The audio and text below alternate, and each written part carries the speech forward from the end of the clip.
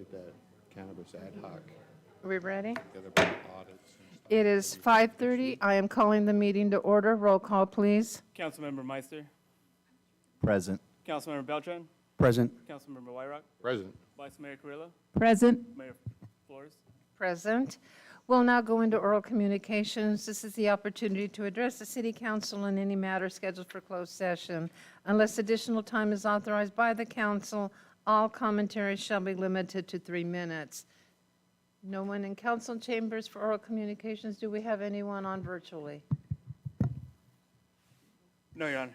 Thank you. We'll now move on to city council closed session. Thank you, Your Honor. There are 6 items before the council in closed session this evening. The first pursuant to Government Code Section 54957.6, Council Labor Negotiator, Agency Negotiator John Lawless and Patrice Hildreth, Employee Organization, Porterville City Employees Association, and Management and Confidential Series. Item 2, Government Code Section 54956.95, Liability Claim Claimant Anna Berta Champion, agency claimed against City of Porterville. Item 3, Government Code Section 54956.95, Liability Claim Claimant Blanca DeWitt Lopez, agency claimed against City of Porterville. Item 4, Government Code Section 54956.95, Liability Claim Claimant Alyssa Garcia, agency claimed against City of Porterville. Item 5, Government Code Section 54956.9, subsection D, subsection 3, Council Legal Counsel, anticipated litigation, significant exposure to litigation for cases in which facts are not yet known to potential plaintiff. And item 6, Government Code Section 54956.9, subsection D, subsection 4, Council Legal Counsel, anticipated litigation, initiation of litigation, one case. Staff's report. Thank you. It's 5:32. We will now go into closed session.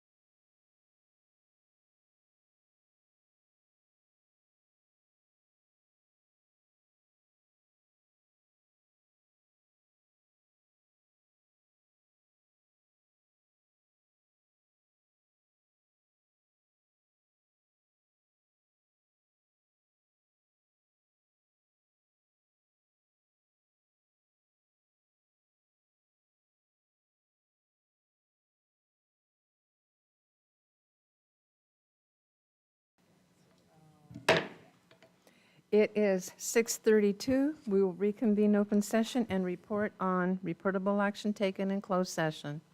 Thank you, Mayor. On items number let me make sure I get it here, A2, A3, and A4, the claims of Champion, Garcia, and Lopez on a motion by Councilmember Beltran, seconded by Councilmember Meister, and a 5-0 vote. Those claims were denied. Thank you.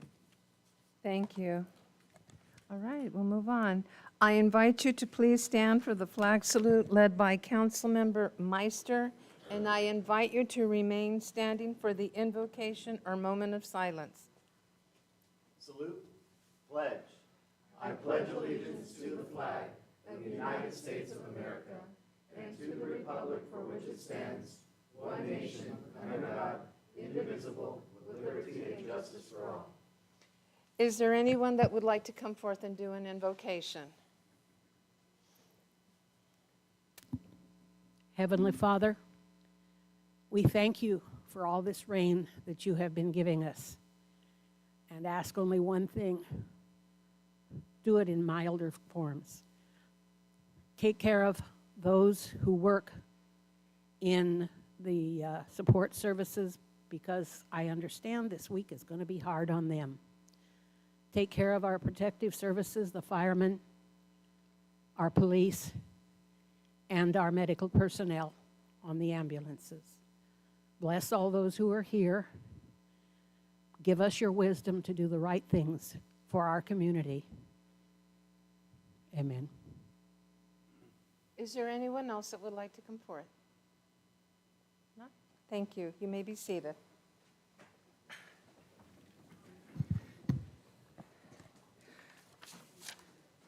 We will now go into the presentations with the Employee of the Month. Councilmember Beltran? March 2023 Employee of the Month is Isaiah Fajardo. Is he here? Please come forward. Hey, there he is. Please continue. Isaiah Fajardo began his service with the City of Porterville in December of 2006 as a Field Service Worker 1 with the Street Department. He was promoted to Field Service Worker 2 in November of 2009. Among his job duties were operating the motor grader for our streets overlays. He was promoted to Field Service Worker 3 in January of 2018.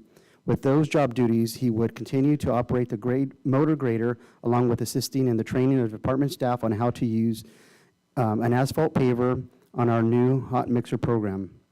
Isaiah has been married to his wife, Lizanna, for 16 years. He has 3 children who he is extremely proud of.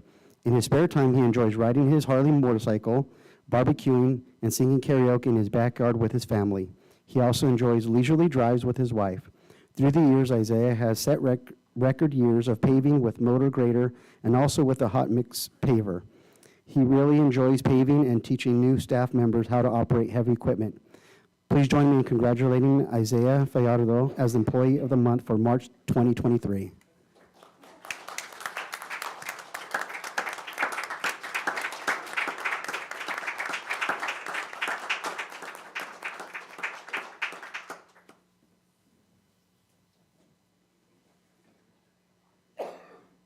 Isaiah, is there anything you'd like to say? Introduce your family that's here with you.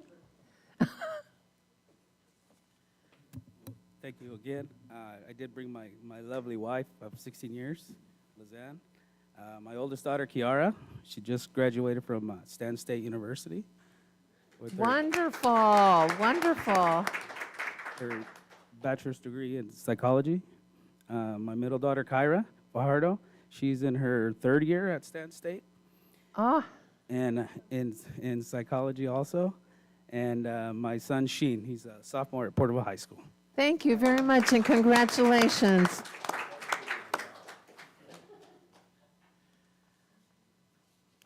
Thank you. We'll now move on to the next presentation, the Tulare County Regional Transit Agency. Mr. Tree. Thank you, Mayor, Vice Mayor Carrillo, Director Ryrock, council members. I have had the pleasure of growing up with Sonny, played baseball with him. What an incredible guy and just a strong employee for the city. It's a pleasure to be with you tonight to give you an update on the activities of the Regional Transit Agency. Did want to start out with our first slide of really being upfront that financial stability is most important for the agency. We continue to stare in the eye of the storm, much like the state and other governmental agencies. We're working hard to dig ourselves out of a bit of a hole and provide good projects for our members in the future. Maybe next slide, if it will rotate. One more.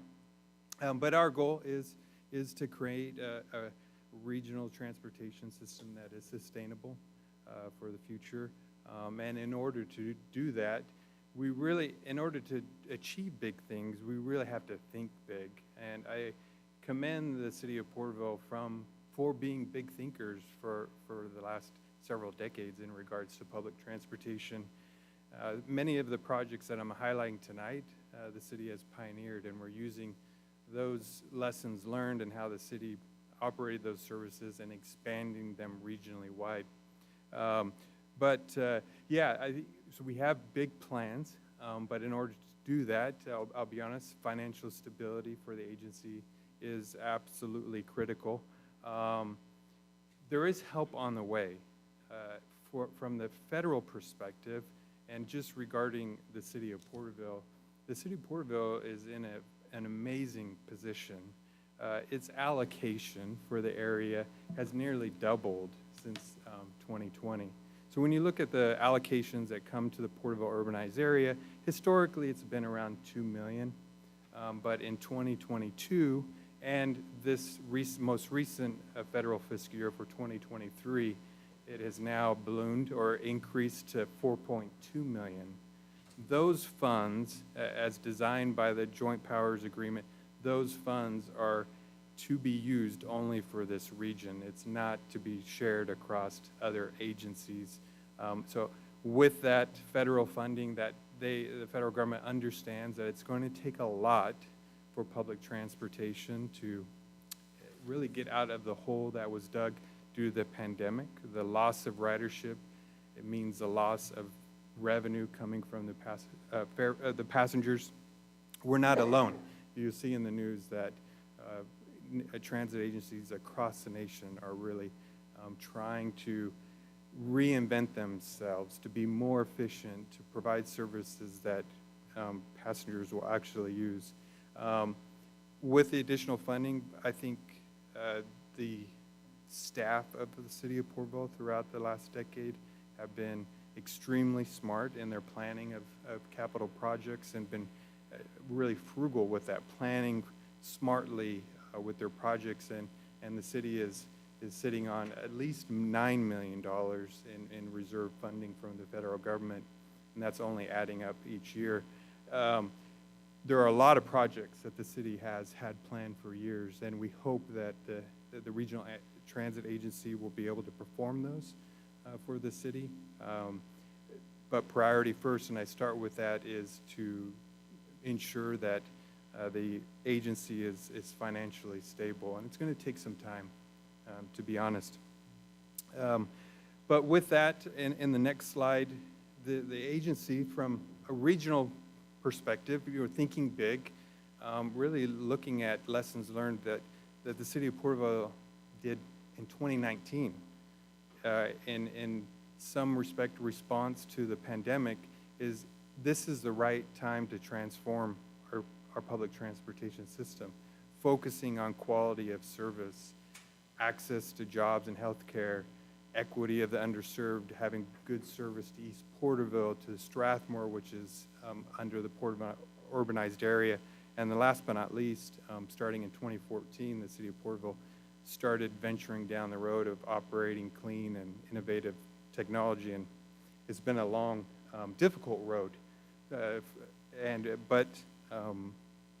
get asked often to come and speak about the experiences that the city of Porterville has had, how they continue to lead the charge in operating these vehicles, and what it takes to keep them operating. That's a very difficult task, and your staff is responsible for maintaining them, and they're working at sometimes day and night to get those vehicles running.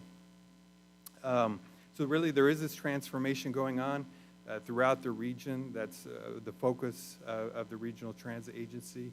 At times trying to elevate the other member agencies' services to a quality that the City of Porterville has been offering for a long time. The design behind the Joint Powers Agreement was to take advantage of economies of scale by coming together, being more competitive for bigger projects. And in the next slide, I did want to highlight projects that are coming to this area. Because we came together, the Cross Valley Corridor is really beginning on the bus side. Now tonight you'll be discussing the walkable path, the bike path of the Butterfield Stage Corridor. This is in parallel where it's frequent bus service starting from Porterville all the way ending up to Visalia and then to the high-speed rail. Without the memberships of the Regional Transit Agency, I can almost guarantee that we would have not been competitive and been able to secure that $35 million. And what that has done is provided the funding needed to fill in the gaps between the larger cities in regards to transit centers. So with that funding, the city of Lindsay is going to get a transit center. We partnered with Self-Help, and Farmersville is under design for their transit center. And then Exeter, the last piece of the puzzle, is now ready to get ready to design their transit center. So the Cross Valley Corridor is set, and that by the time the high-speed rail is operational, there will be high-frequency bus service starting in Porterville and ending up at the high-speed rail. That was a big project, and I don't think we could have done it without the member agencies. In the next slide, I want to focus on a couple projects. Again, it's important to note that Porterville has been a pioneer in this field, so I really congratulate you all for the wonderful work that you've done. We're now just trying to bring the same benefits to the other member agencies. Equity across the member agencies is important, but a regional fare collection system that we are in the middle of will make it easier to ride the bus through contactless debit and credit cards, account-based smart cards. The same product that is offered in Porterville is now offered across countywide, including the city of Visalia, really truly making it a regional wide fare collection system. You can use one card across all routes. The next project that I want to highlight that we're working really hard on is the regional on-demand service. Again, it's the cities that wanted what Porterville had back in 2020 when they were, in response to the pandemic, said this could be the more efficient way to operate transit, getting folks to point A to point B, using their smartphone to book a trip and getting picked up in 15 minutes. That project is moving along. At our last board meeting, there was an intent to award the project to a software vendor. It is important to note that Uber has notified us that they will no longer be supporting the transit software of Uber starting in July of this year. So the time for staff to get a new software provider is now to ensure that there's no disruption in service. With that, the expansion region-wide is the goal of the board. And again, that service will be offered in Visalia as well. And that will allow residents to travel from their individual zone, like staying in Porterville for a fixed flat fee, but they could also travel countywide for a distance-based fare. So you pay by the distance. And based on the performance of Porterville's operation for the last couple of years, we know it will be successful region-wide. A couple more items that I want to highlight and then open up for questions.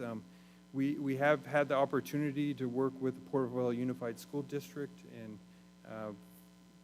discussing a partnership in ways that we can enhance or expand student transportation through a student bus program. Also working with them on workforce development.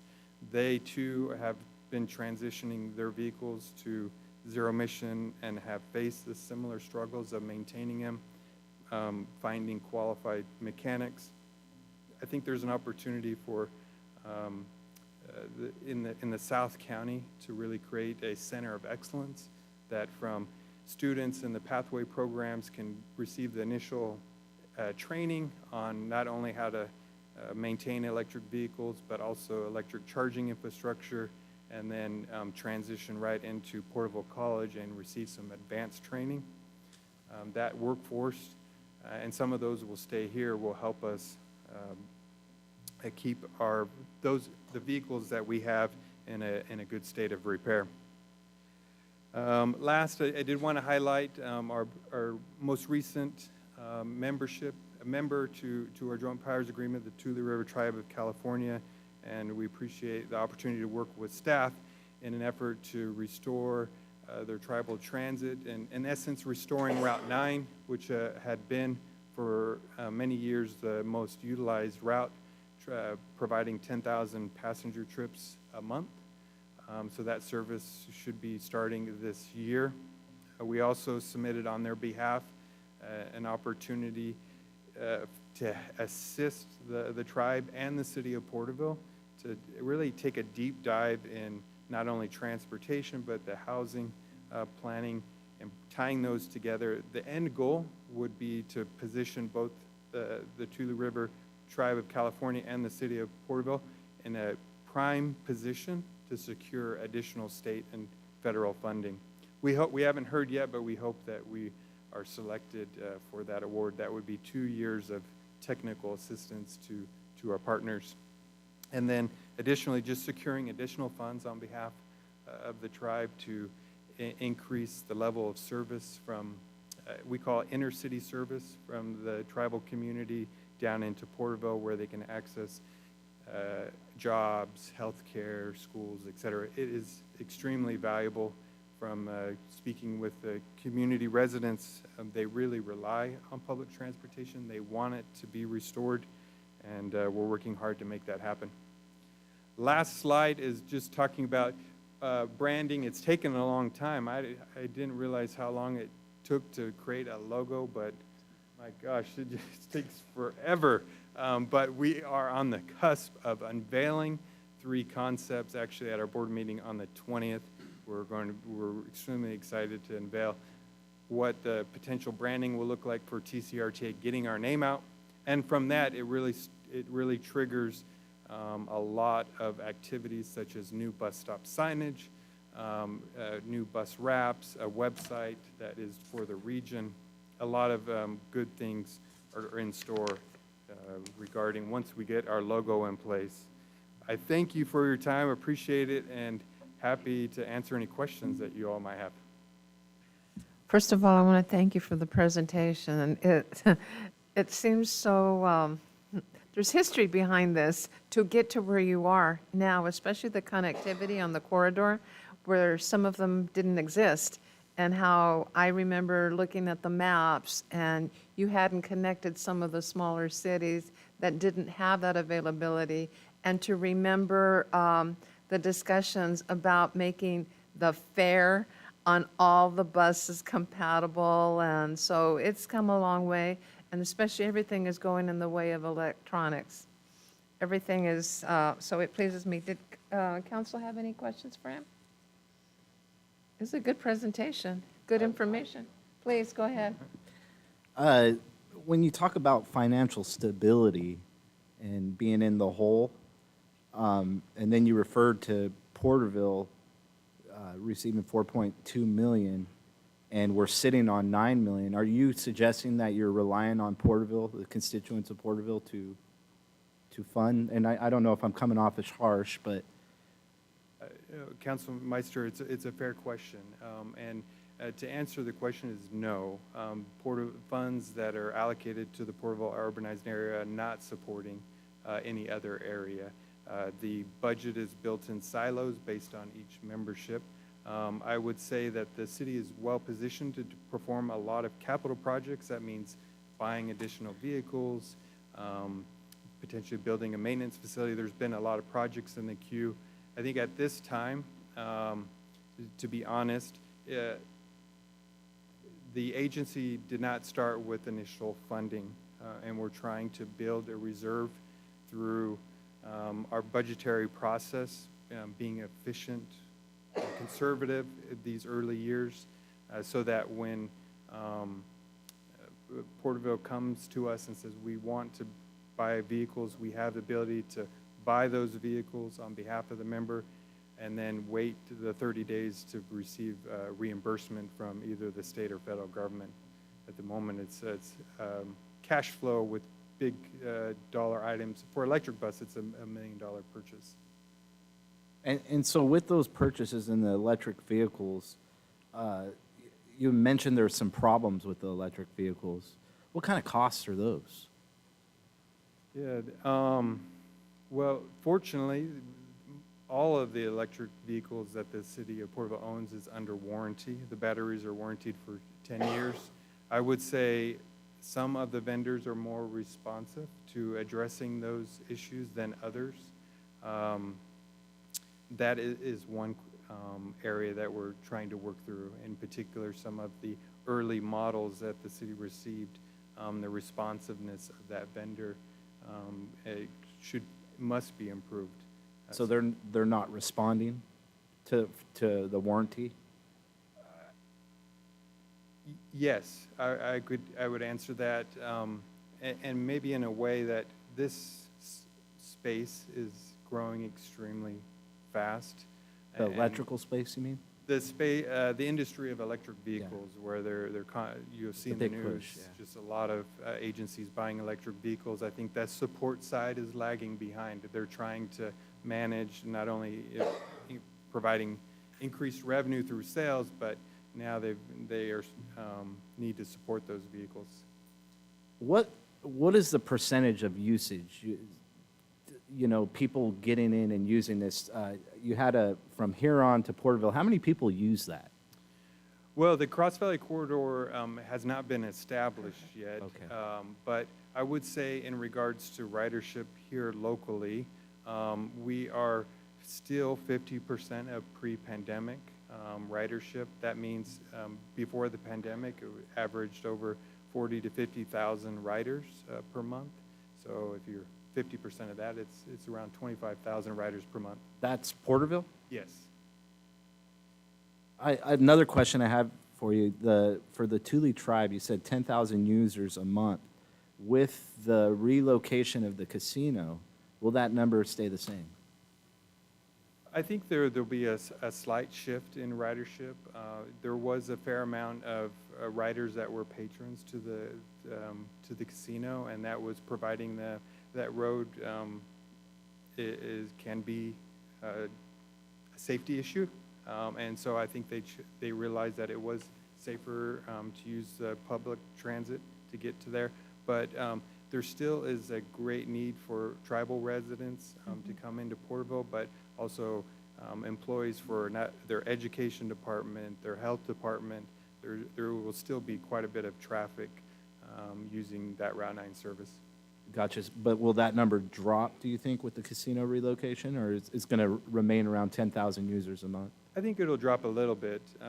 We did conduct a survey, and majority of the tribal community said, yes, we want transit, we're going to use it. We want it back as quickly as possible and willing to pay their fair share for that. Rick, Fair, yeah. thank you for the presentation, and thank you for answering my questions. Thank you very much. Okay. Did you have? Yeah, maybe I'll make a quick comment. Thank you for the presentation. I like that you hit the most significant things, the fare system, the on-demand, potential for student transportation in the future, and then the tribal transit. Speaking on the other side for the tribal transit, I think, it has been a huge need. Thank you, Councilmember Meister, for asking that question. I think there is a lot of ridership from outside to the reservation for the current casino, but I think right within a week, we gathered over 100 surveys, and a lot of them said, so if you haven't been to the reservation, where the tribal office is located is like the hub of the community. And so everything that a community member, tribal member will do takes place there. And the reservation's really spread out. So to get there, the transportation is significant. Also, that's where the education center is, the housing department, the health center, which was huge on the survey, just to get to the health clinic for vision, dental, or medical is all right there. Behavioral health services, and then across the river is the Justice Center, where the tribal court is. So all those services are really significant to the community. The other thing that would be new for that piece is connecting the residents to the city hub, and then from there, anywhere in the county, potentially. So I think those were some positive notes on that one. Thank you. Thank you. Okay.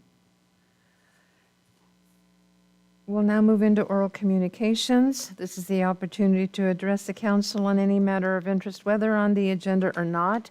Please address all items not scheduled for public hearing at this time.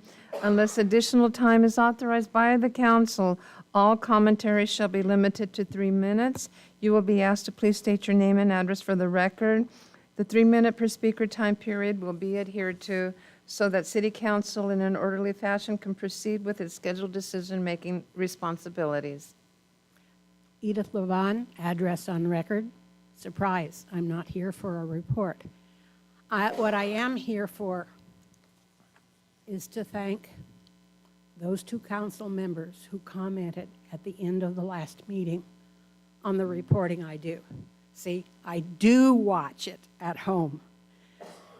You really touched me because I'm giving statistics which are boring, and I'm trying to make them interesting, and I'm trying to make them understandable. And I felt that maybe I was succeeding more than I thought. Thank you. The other thing is, if there's anything you want to know about on the reports that I'm not providing, all you have to do is ask. I understand English very well, and I'm really good at finding answers. And tonight, we're voting number 6 on something for the library. And I'm watching this. This has taken so long to get this far. And I know COVID interfered, and darn COVID. I look forward to things that happen, and I want to thank you for what you do. And just before I came in here, I was watching the news, and they have ordered Ponderosa evacuated. So that's why my prayers are for the people and for the people that have to help bring them down and everything. And I think we need to remember there's so much involved. And as the crazy lady who keeps track of rain, I have 15 years of records at my house. Why do I do it? My family's in farming and has been. My husband was born into it. My kids were born into it. I married into it. I know the importance of water. And so I keep track of it. And I keep hearing, well, now the drought's over. No, it isn't. Too many of our aquifers are empty. Some have collapsed. You can't fill an aquifer back up. You can't fill a bucket up if it's broken and collapsed. I was talking to someone, and I was thinking 3 to 5 years. We could make up the difference.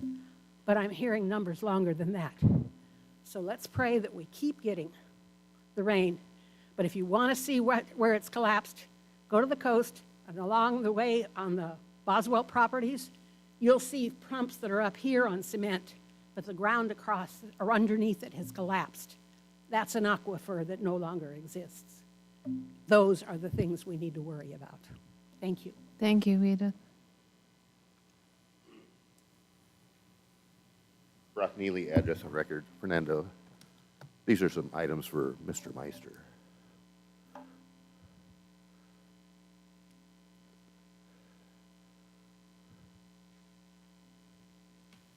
they're just for Mr. Meister. What that is the government code controlling the purpose and reasoning and what powers come with the declaration of local emergency.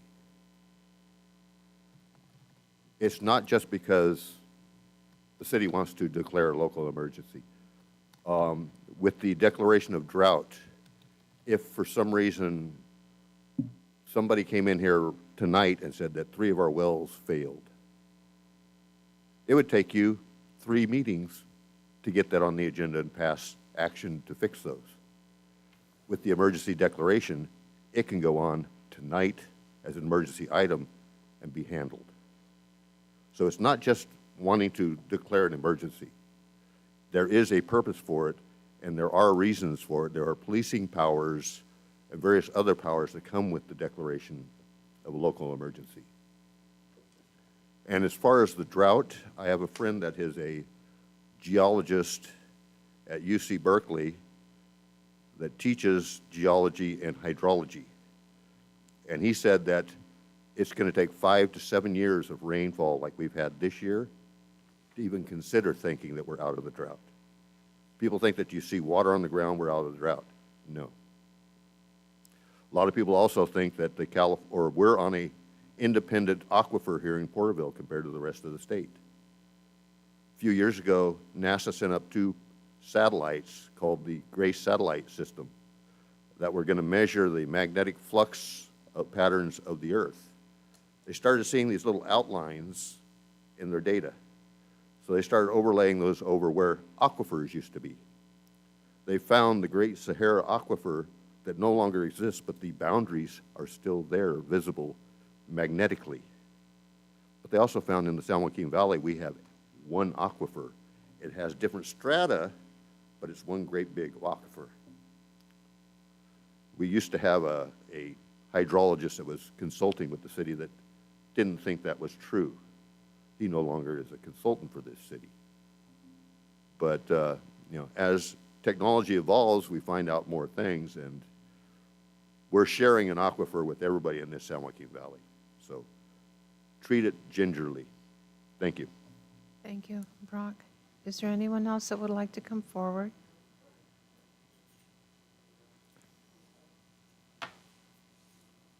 Hello, my name is Carrie Decker, and I live at 300 North Cottage Street here in Porterville. I just kind of wanted to address the homeless situation and all the trash in the rivers and all the trash in the sloughs and stuff, and wondered what the city's plan was for cleaning that up. We have a 95-year-old man who lives across the street from me, and right underneath the bridge, it's just, I guess there was a fire from the homeless people, and the fire department cut down a huge palm tree and just left it in the middle of the slough and didn't take it out. So all the trash is like getting caught up there. And I'm not talking about normal trash. We're talking about biohazardous waste, condoms, needles, feces. If a child poops in the pool, they close the whole pool down and drain it. But we're expecting homeowners to go down and clean out that mess. I just don't see how that's okay. I mean, it's biohazardous waste. And I understand that it's a huge, huge thing. It started back with deinstitutionalization, but we got a lot of people living on the streets that are mentally ill. A lot of people that in 2000 we kicked out of the hotels because we didn't want them there longer than 30 days. We have veterans, mothers, grandmothers, sons, daughters, grandchildren living out on the streets. So I just kind of wanted to see what our plan was for taking care of the homeless. I know we did get a $200,000 grant. We're talking about $9 million. Let's clean up our city. It's really sad. And I don't mind donating time. I'm sure other people wouldn't mind donating time. I can even make you a pretty presentation, but I just found out the meeting was yesterday. So I didn't have time to do that. But I'm sure you've all driven by and you've all seen the messes. You've all seen the fires. We have a homeless problem. We have a trash problem. That's safety for our kids too. I mean, I see kids playing down in the slough all the time, and I'm telling them, hey, you guys, get out of there. Don't play with that stuff. That's dangerous. I mean, it's just a huge problem. So that's all I have to say. Hopefully something will happen. Thank you, Mrs. Decker. Is there anyone else that would like to come forward?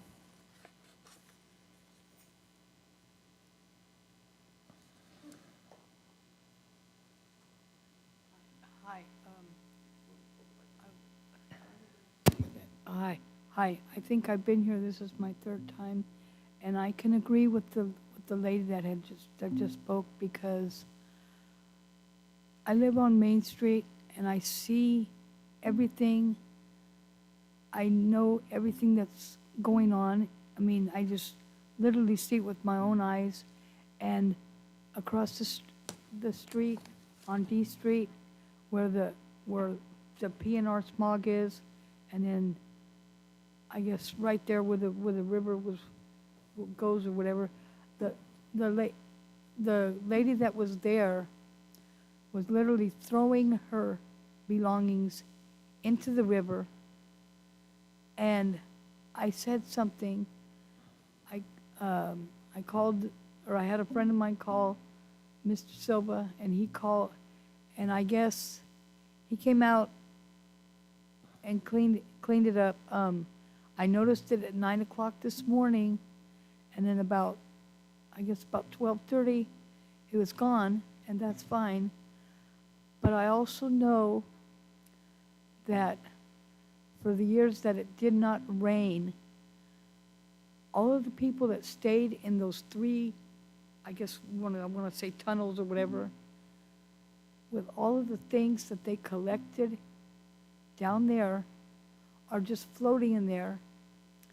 And I love Porterville, and I remember when I was young, I used to be able to jump in the river.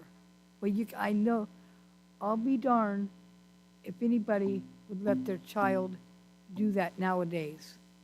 Because if you can just imagine with the people that have the dirty needles and stuff like that, it's pitiful.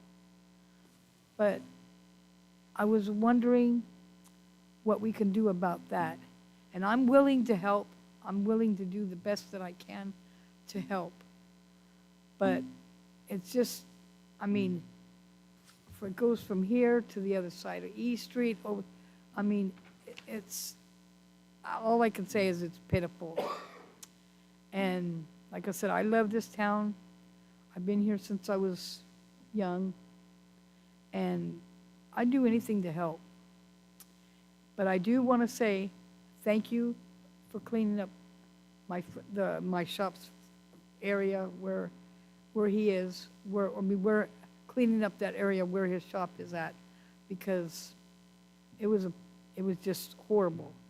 But I do want to say thank you for that. But like I said, we have a big problem on our hands, and I don't know what to do, but I'm willing to help. Thank you, Elizabeth.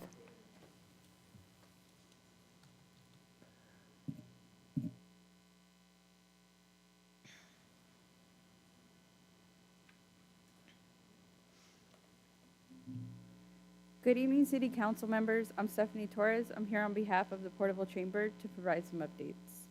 We have welcomed 3 new ambassadors to the Chamber: Naomi Torres from CSET, Sabrina Breedlove from Legacy Real Estate, and Robina Soto from Galaxy Theaters. We've also welcomed 4 new board members to our Board of Directors since the beginning of the year: Dr. Larry Ann Torres from Porterville Adult School, Adora Cardenas from Eagle Mountain Casino, and Taha Saleh from a local business owner, and Darren Griswold from Insurica. We want to invite everyone to join us for our upcoming events: ribbon cutting and grand opening of EECU on March 8th at 5:30 p.m. at their location on 14th North Main Street. Business after hours with Burton School District on March 9th at 5:30 at Berkeley Center, located at 2440 West Henderson. And the ribbon cutting for Christine's Tonsoloria Parlor on March 11th at 11 a.m. at 288 North D Street. A ribbon cutting for Imagine Arts Center, March 14th at 11 a.m. at 63 South Main Street. First Friday Coffee on April 7th at 7 p.m. at Galaxy Theater, sponsored by Tulare County Federal Credit Union and their Porterville High School branch. Spring Festival Mixer on April 13th at 5:30 p.m. at the Palace Kitchen and Craft Beer, sponsored by David Horowitz Jewelry. We Also invite everyone to join us for the upcoming Spring Festival on Saturday, April 15th from 9 a.m. to 4 p.m. here on downtown Main Street. We will have vendors, the chili cook-off, entertainment, the car show, and a kids zone. Thank you very much for your time. Thank you, Stephanie.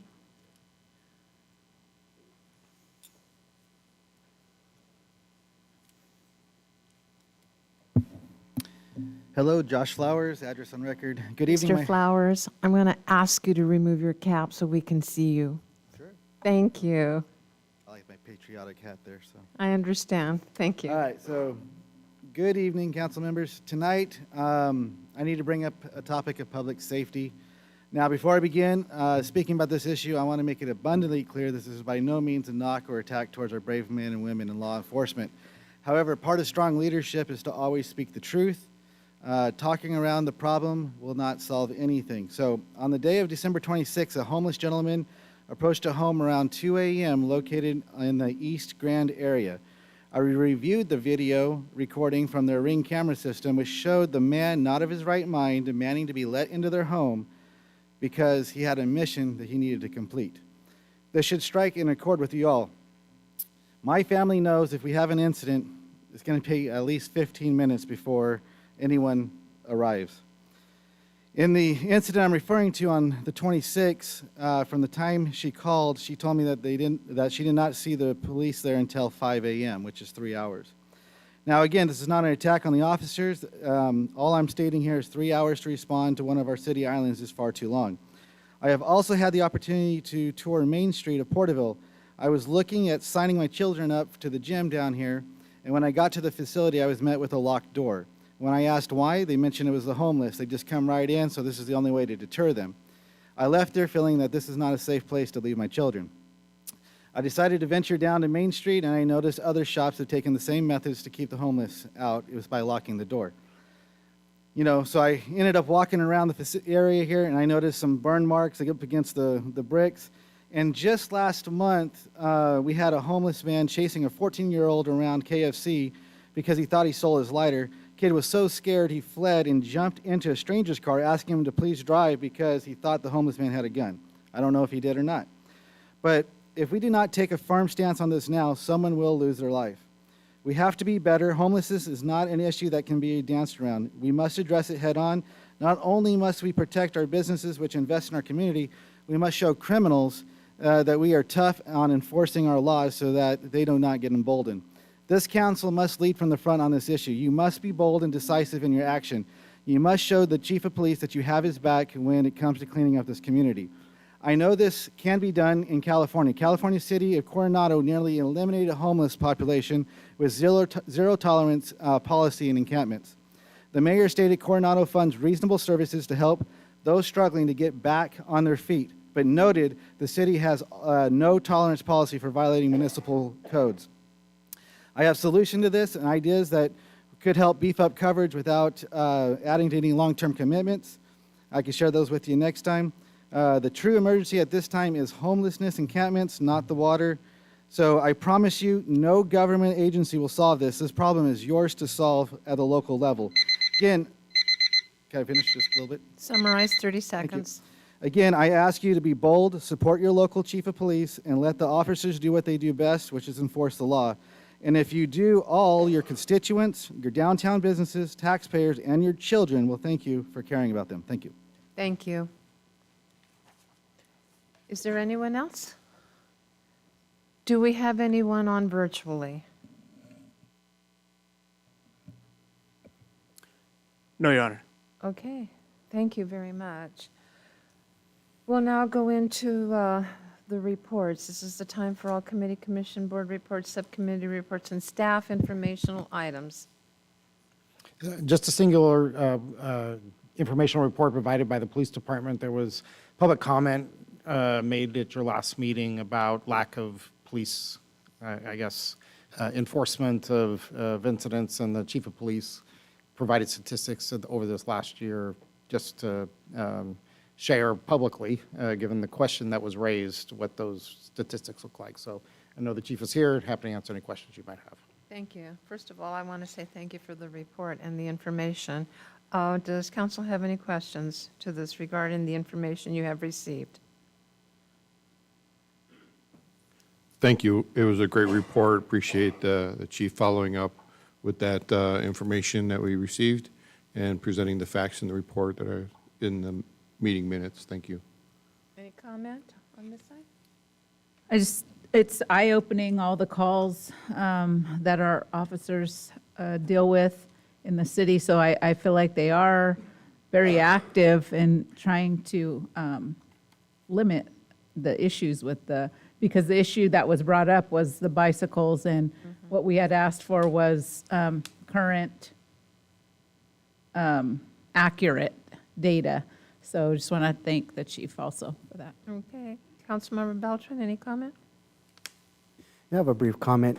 I've been, I don't know if I would call it victimized, but I had a group of individuals about 6 months ago as I was driving near Giovanni's, passed me on the other side of the lane, and one of the members threw a rock at my vehicle and hit my windshield, and there was about 10 of them, and I called PD, and I understand there's more priority things that are going on, and kids riding around on bikes, and it took a while. I followed the kids and updated the dispatch.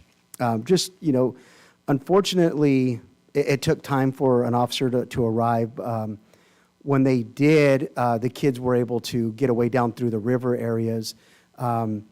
After that, I believe approximately half an hour later, the same bicyclist assaulted a homeless man and were threatening other patrons. At this time was at Fallen Heroes Park.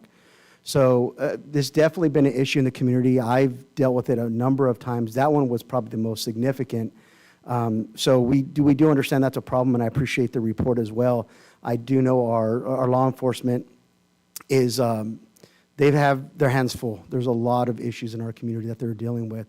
So I do appreciate their response. It's just unfortunate, whether it's parenting, some educational stuff we could do through the schools or some type of ridership programs that we can try and work with.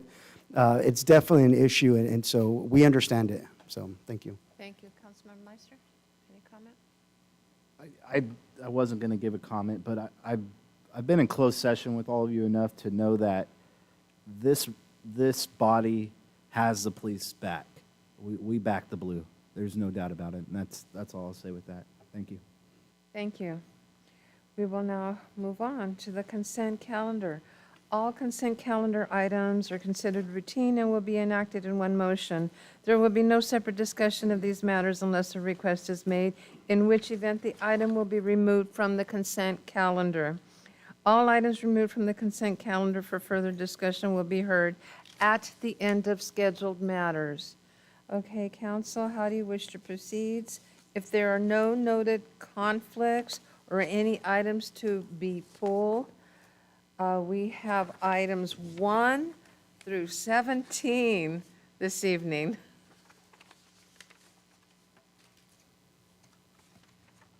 If there's no objections, I'd like to make a motion to approve items 1 through 17. We have a motion by the vice mayor. Do we have a second? I'll second. A second by Councilmember Wyrock. No further discussion. Call for the vote. I'll have to turn around and see. It passes unanimous, 5-0. Thank you. Working on that. Yes, we're working on. Thank you. All right. It passes unanimously. We will now go into the scheduled matter this evening. Thank you, Your Honor. We are one scheduled matter this evening, which is to have a presentation on the Tulare County Regional Multi-Jurisdiction Housing Element Update. Mr. Ridenour will provide that staff report. Thank you, Mr. Lawless. Honorable Mayor and City Council.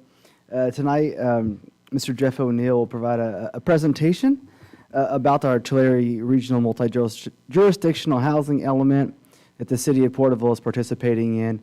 He'll go through and give some of the process and what's happening, and kind of lead out through the process of having a updated housing element come back to the council for adoption, and where we're at in the process. So with that, I'll let Jeff take over. Thank you. Thank you. Thank you, Mr. Ridenhour. Thank you, Mr. Lawless. Honorable Mayor and Council, Jeff O'Neill, your contract city planner. We'll be doing this a brief PowerPoint. There is a report contained in the agenda. We're not going to be going through that report, but it is there as an informational item as well. If you can go ahead and start the first slide there. Thank you. So this project is organized via a contract between the Tulare County Association of Governments, which is using its REAP, or Regional Early Action Planning funding, to hire Rincon consultants to kind of oversee this multi-jurisdictional housing element process. The partner cities, you can see, are listed there, missing a couple, missing the county largely. But it is still, the primary benefits here, which we'll talk about a little more, has to do with technical expertise and availability, as well as cost dissemination across the various participating agencies. Next slide, please.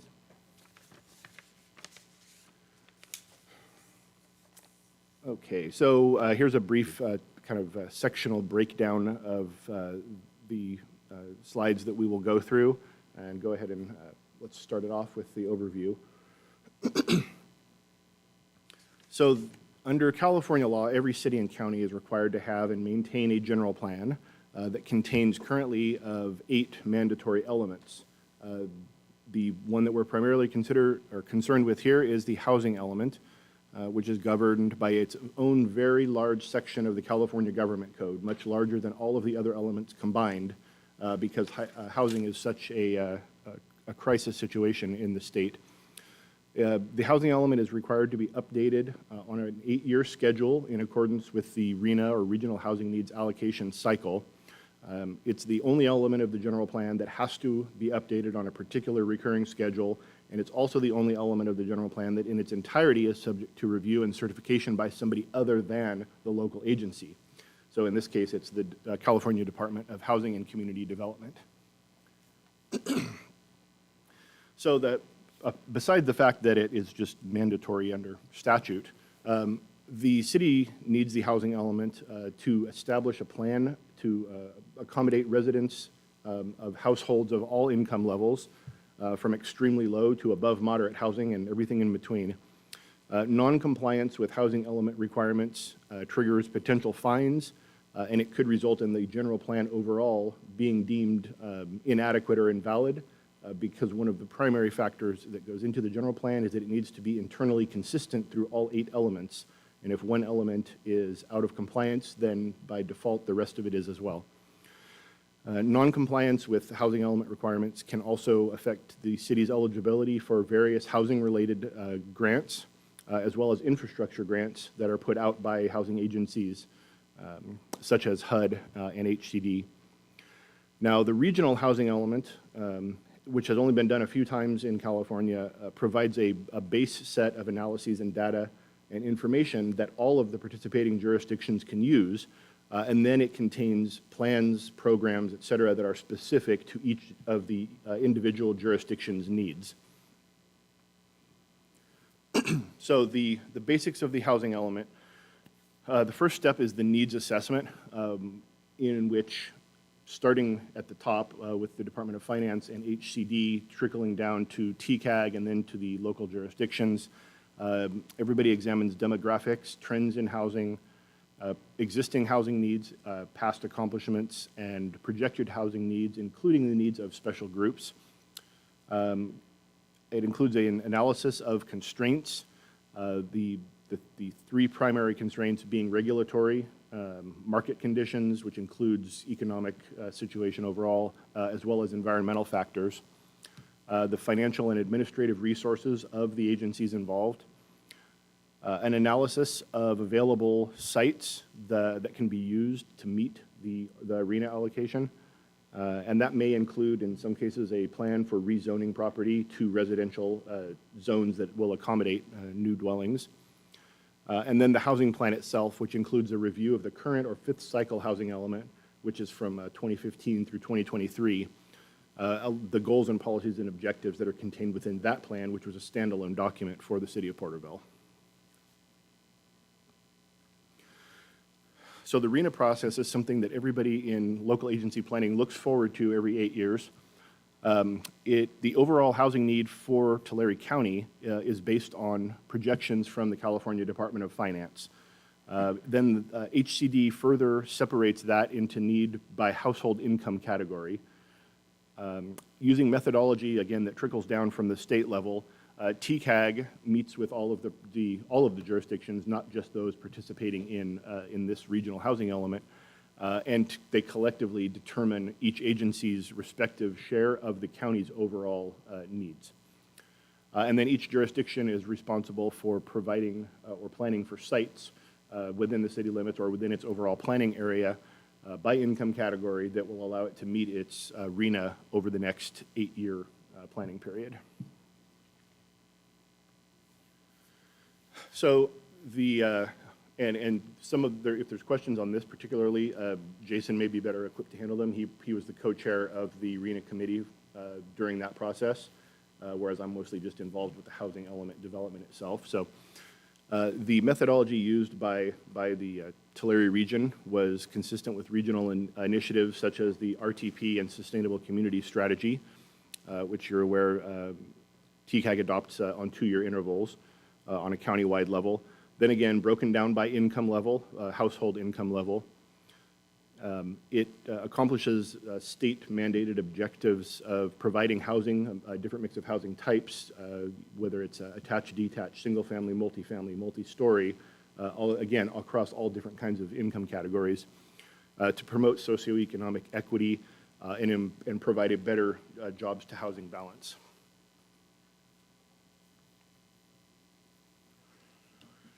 And this may be, again, where Jason may be able to handle specific questions, but this slide and the next both kind of go through showing the allocation. And in some cases, you may also hear it referred to as the Regional Housing Needs Assessment.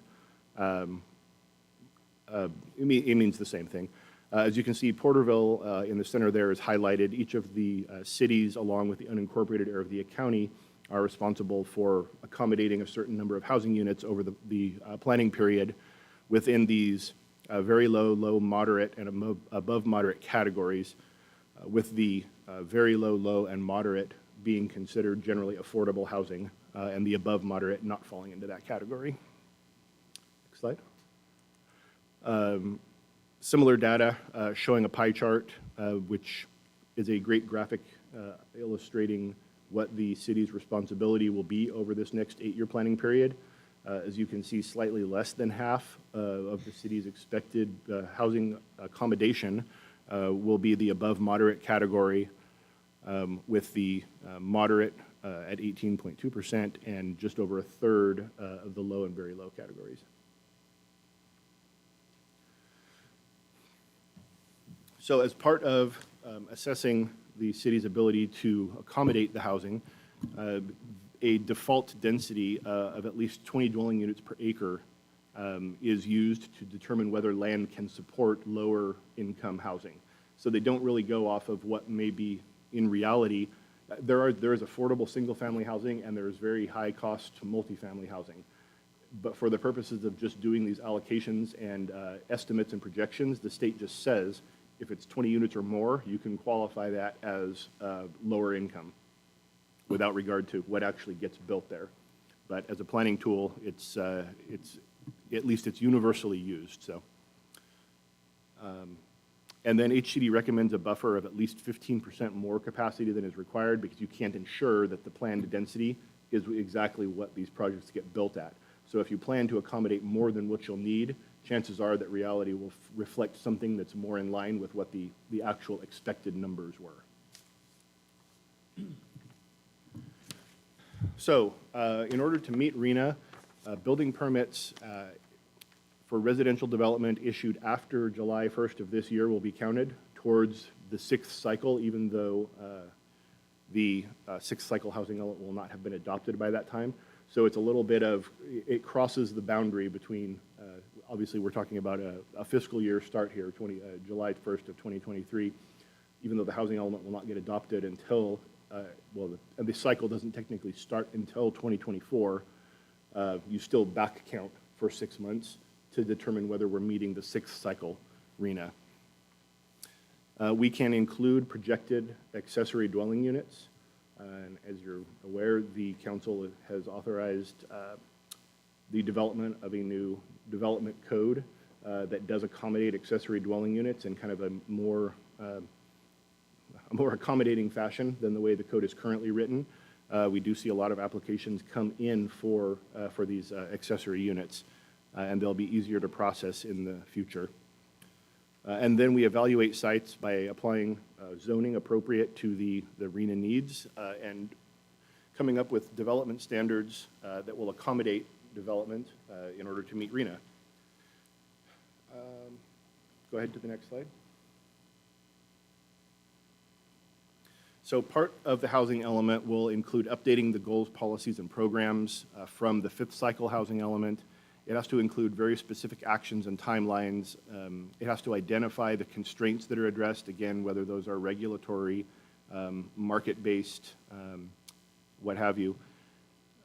It needs to address needs for specifically identified special groups, including seniors, the homeless, which obviously is a big deal among the populace here, college students, and persons with disabilities.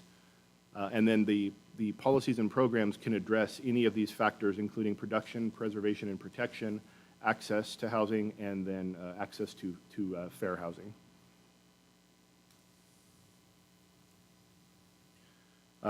So here are a handful of legislative updates that are built in. Important to note, the reason that this regional housing element is a very good idea, and of note too, is that Fresno County did this last time, and they're doing it again this time. There have been extraordinary changes to housing law that occurred during the 5th cycle that apply to these new 6th cycle housing element updates. So the technical expertise to prepare them is isolated to a very few set of consultants across the state. And it really behooves jurisdictions to join up with others, both for the technical expertise that they can get from these other consultants, as well as a huge cost savings, because individual housing elements, and I will make up some numbers, but they're order of magnitude. It's the difference between spending $100,000 on a housing element, for example, and spending $500,000 to do a standalone housing element. It can be cut seriously down by 80% by joining with other entities. In this particular case, TCAG is addressing this, so it's not a huge burden for the city of Porterville in this case. Let's check out the next slide, maybe. So, the city council's role in this whole matter is a decision-making matter. What the council will need to do is we will bring you a draft housing element, and the council will need to approve submitting that housing element to HCD for its review. HCD will have 90 days to review that document and give the city back comments. They have been, with each of the last couple of cycles, HCD has become more and more severe in its assessment of how housing elements have been prepared, and much less accommodating than they have been in the past, which is kind of exemplifying the escalating housing crisis in the state. But following HCD comments, the housing element will be revised, and then once we get what's called basically a preliminary letter of approval from HCD that essentially states this meets all of our requirements, then the city council can take action to formally adopt the housing element. Then we send it back to HCD, and then they will certify it, and at that point the process is complete. So there will be a number of public workshops scheduled in the upcoming months for city council, and this is kind of just the introductory one to bring it to your attention, let you know what's going on, get any questions that we can pass back to Rincon Consulting in their development of the housing element. So We're currently in a phase where we're having surveys out in the community. So I'm sure of you guys, if you've following the city's social media accounts, have seen some of our press releases, we are putting out this information, requesting that the community fill out a survey. That's part of this portion of the process.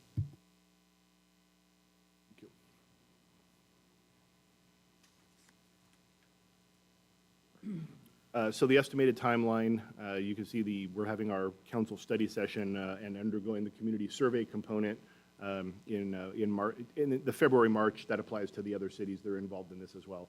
So obviously, we're here in March. We'll be having the community workshops. Those were originally planned for April, but they've kind of been postponed until May. Followed by the sites inventory in early summer, the draft of the regional housing element coming out for review in, I guess we'll say, early fall. And then once changes are made to it, we'll have public hearings and adoption, and then followed by certification in early 2024.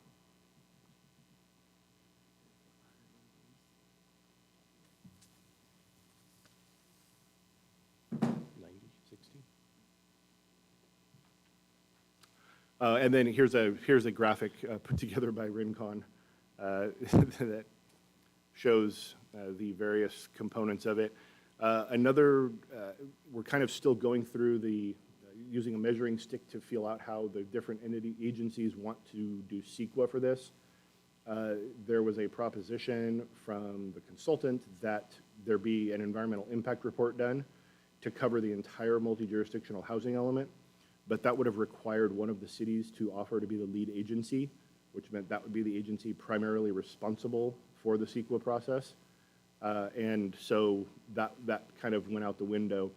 And I think what's going to happen as we start developing the document, each city is going to look at what the best path for environmental review is for that city.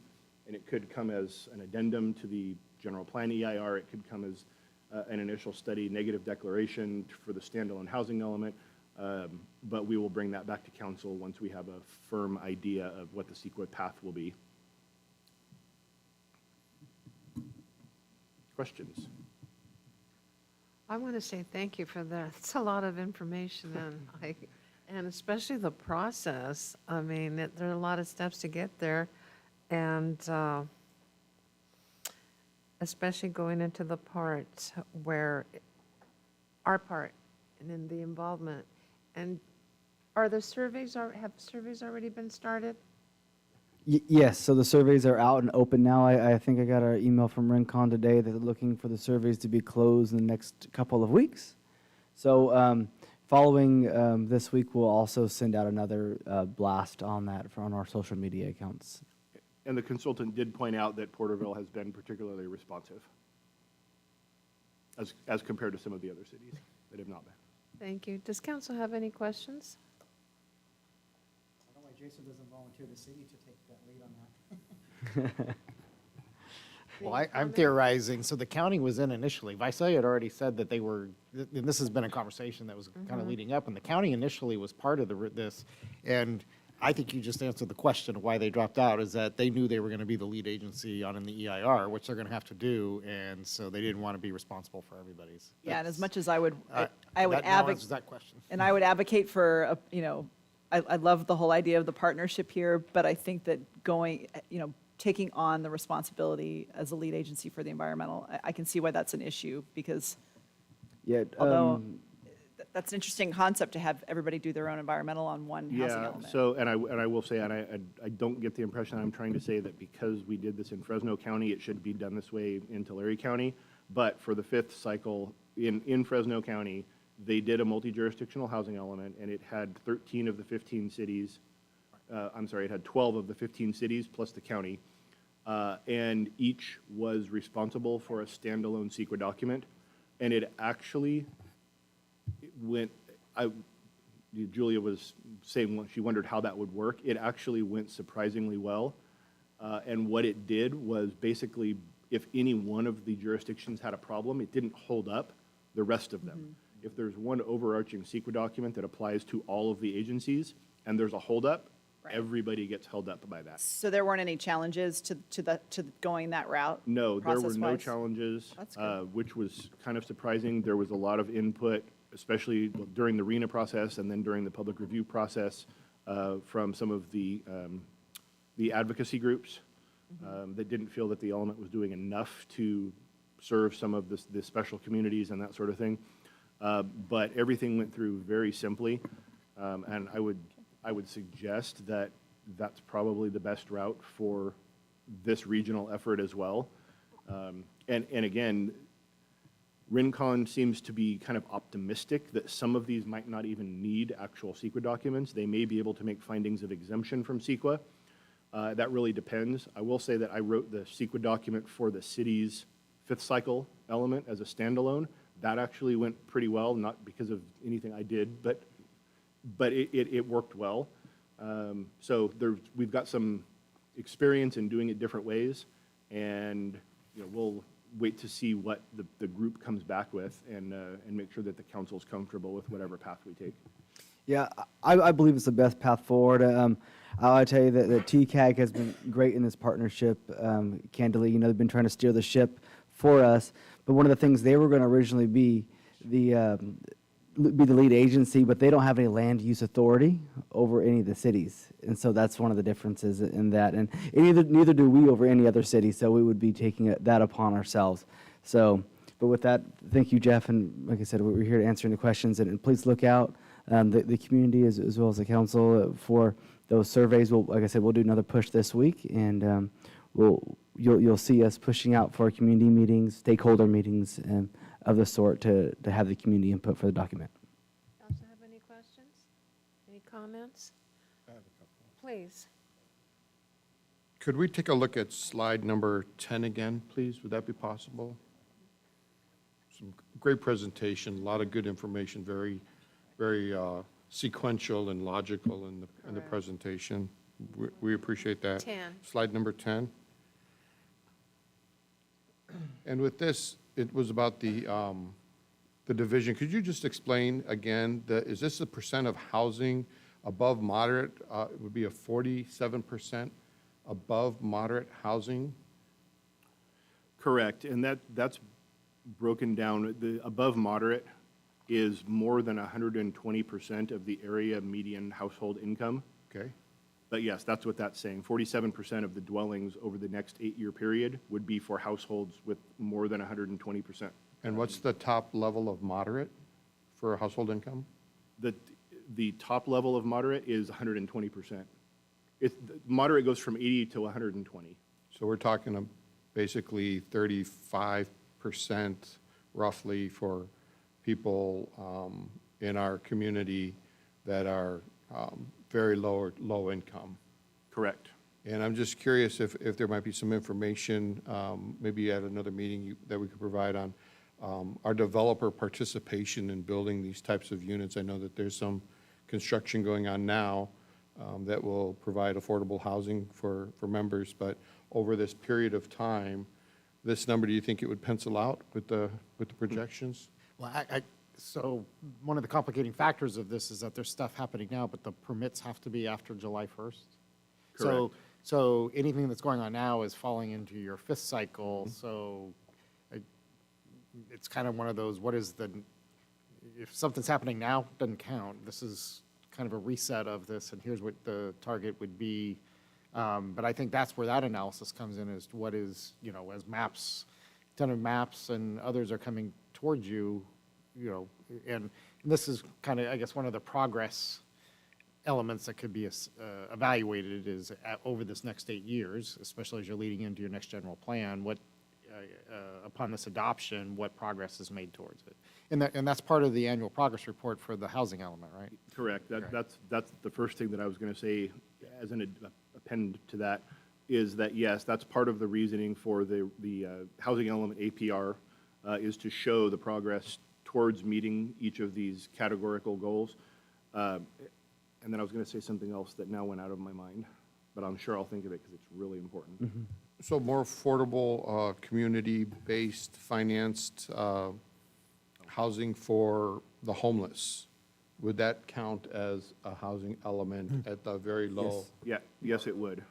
And if we were to go above these percentages, does it reduce our commitment to build in other areas at higher costs? So generally speaking, the state is mostly concerned with the very low, and to a lesser extent, moderate.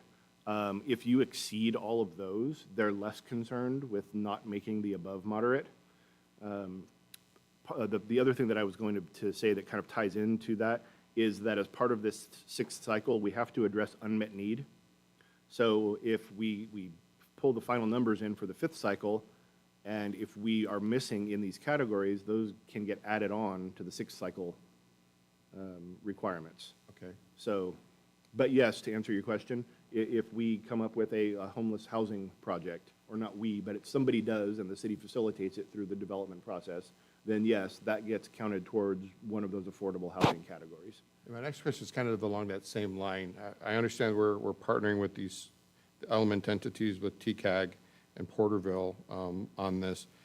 Can we partner with neighboring communities, cities that might have a larger low-income population, and would the housing element then be combined? And, you know, I'm not saying we don't want to build, we do want to build low-income housing in the city of Porterville. Sure. We do want to meet that need.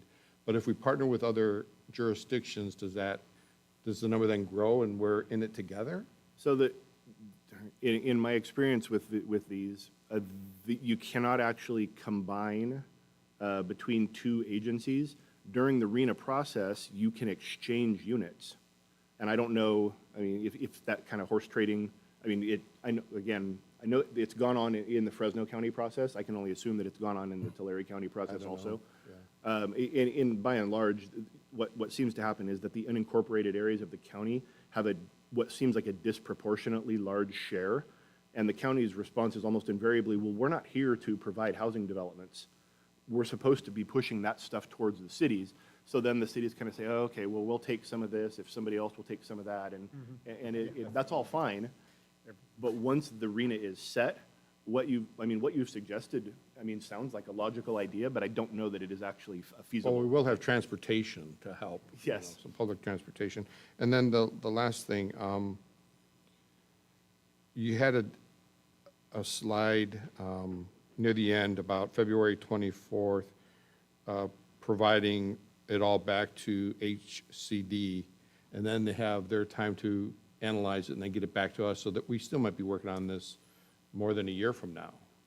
So that's entirely possible. The way that this timeline is put together and what it's assuming, and I will say that anything that is good or bad in this, I'll take the hit for anything that's bad in this. No, that's great. This template, this was a template from RINCON that we put information into, so a lot of what here that you've been complimenting, actually we didn't come up with, just in the interest of fairness. But those last two things, the September 23 and the February 24, the assumption in this timeline is that in September of this year, the draft housing element will be complete. We'll get comments, we'll make the edits, and we'll send it into HCD, who will have their review period. They'll give us back the comments, we'll finalize it.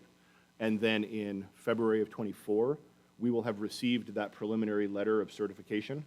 And so at that point, there won't be any more HCD changes to it. Okay. So the council can take action.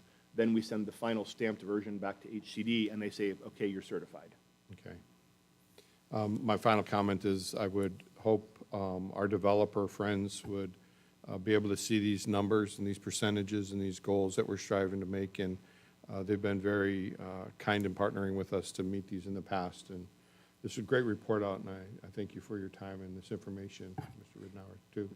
Thank you. One last thing I want to note about the housing element is there's been, as Jeff mentioned, several laws that have been passed in recent history that trigger several things. And one of the things that was passed is that with the adoption of the housing element, we will have to update our safety element. That's a law. And then a new law that was also passed in recent times was if you update two or more elements of your general plan, you then have to establish an environmental justice element. So be on the lookout. I'll be bringing you an RFQ to go out for consultants to have an updated safety element and to draft an environmental justice element as is required by law. Now, the law requires that we do it with the adoption of this. It doesn't have a specific timeline, but we will look to hold true as possible to not run afoul of HCD. Thanks for the heads up. What is environmental justice? Environmental justice has been a fundamental of federal level planning for quite some time, and it's only recently made its way formally into California's law. It essentially means that you are providing equal access to everything for everybody. You're not placing undue burdens on any particular population or demographic by your planning processes, that sort of thing. I mean, a simple example, you're not going to put the apartment complex next to the industrial landfill, that sort of a thing. You have to take into account particular populations and not unduly. For example, some communities have gotten themselves into a little bit of hot water and let the ship go astray, where they have planned all their affordable housing right next to their industrial development. And so think about those industrial development possibly have some environmental elements such as air quality and those sorts of things that could have a negative impact on the individuals living there. And I'll briefly quote from the statute itself that talks about the environmental justice element. An environmental justice element with related goals, policies, and objectives that identifies disadvantaged communities within the area covered by the general plan of the city, and that shall do all the following. It identifies objectives and policies to reduce the unique or compounded health risks in disadvantaged communities by means that include reduction of pollution exposure, including improvement of air quality, the promotion of public facilities, food access, safe and sanitary homes, and physical activities. There's more to it, but that's the general concept.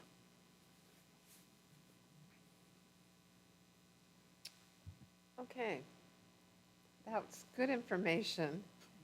And I'm comfortable with the process and the layout and all the information. I look forward to a draft being brought back to us. Is council okay with that? You're agreeable to that? Okay. Thank you.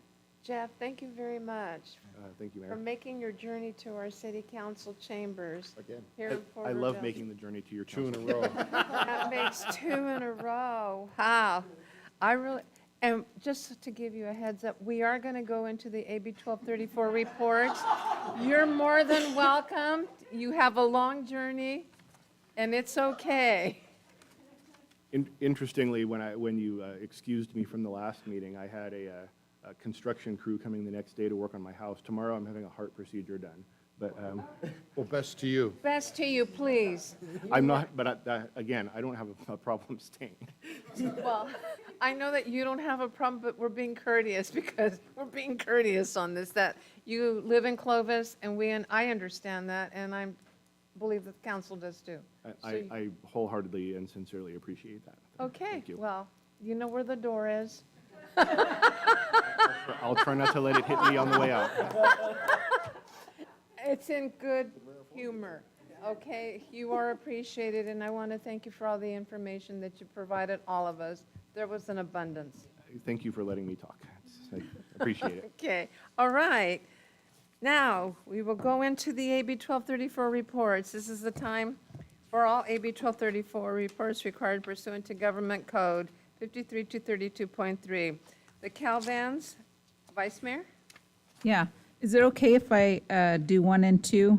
Yes. Right out simultaneously? Yes. Okay.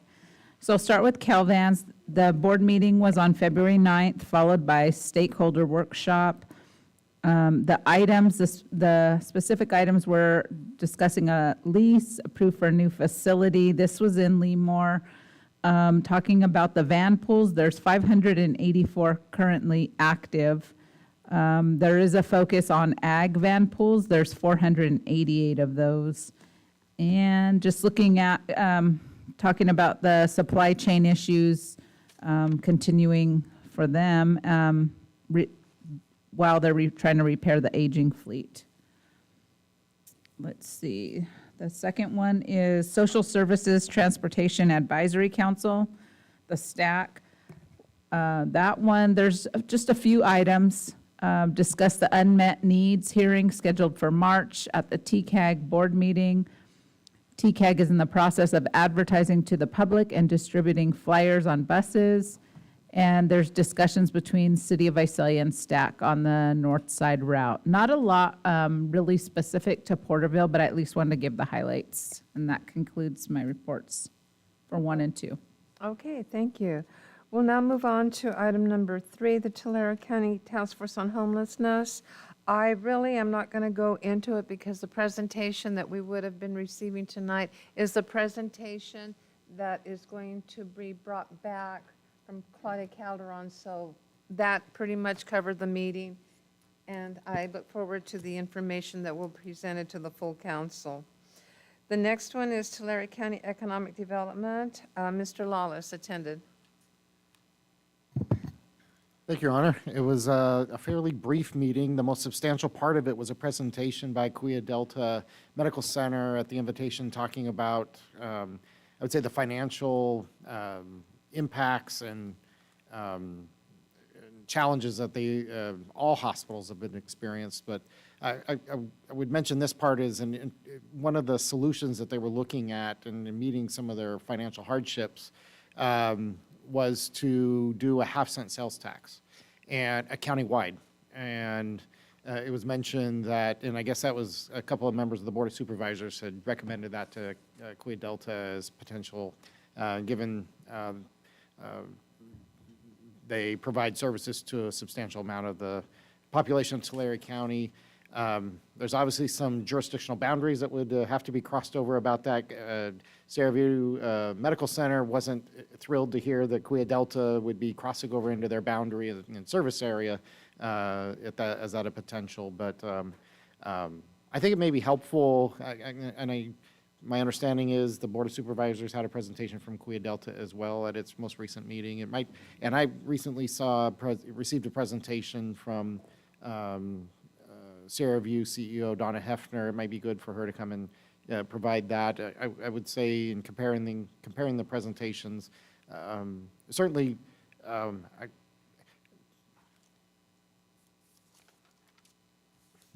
more optimistic viewpoint, and that's a relative term. Let me be, how about cautiously optimistic, or very cautiously optimistic about on Donna Hefner's behalf, much less optimistic and kind of more kind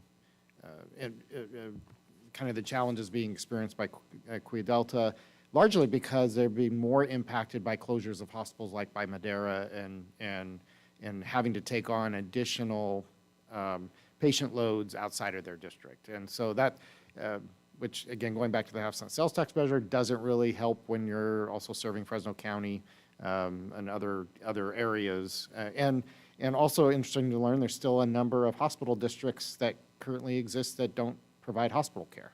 And so that's also a political issue that has to be addressed, in the number of hospital districts that continue to function, collect property tax, and don't provide hospital care. So, so a couple of different things, but it was an interesting presentation. I really believe that because it was a good assessment of the largest employer in Tulare County is Cuya Delta, about 6,000 employees through there, but are closing some of them and have done a number of layoffs and really eliminating what is lost leaders. Now, mind you, almost everything is a lost leader, but those that are everything loses but whatever their lost leaders were eliminating that. One of those was a skilled nursing facility that was offered that they operated, and they closed that. So, but really looking at it, and compounded by, because everybody wasn't allowed to during COVID, what they consider to be elective surgeries. It's pretty interesting what is considered an elective surgery.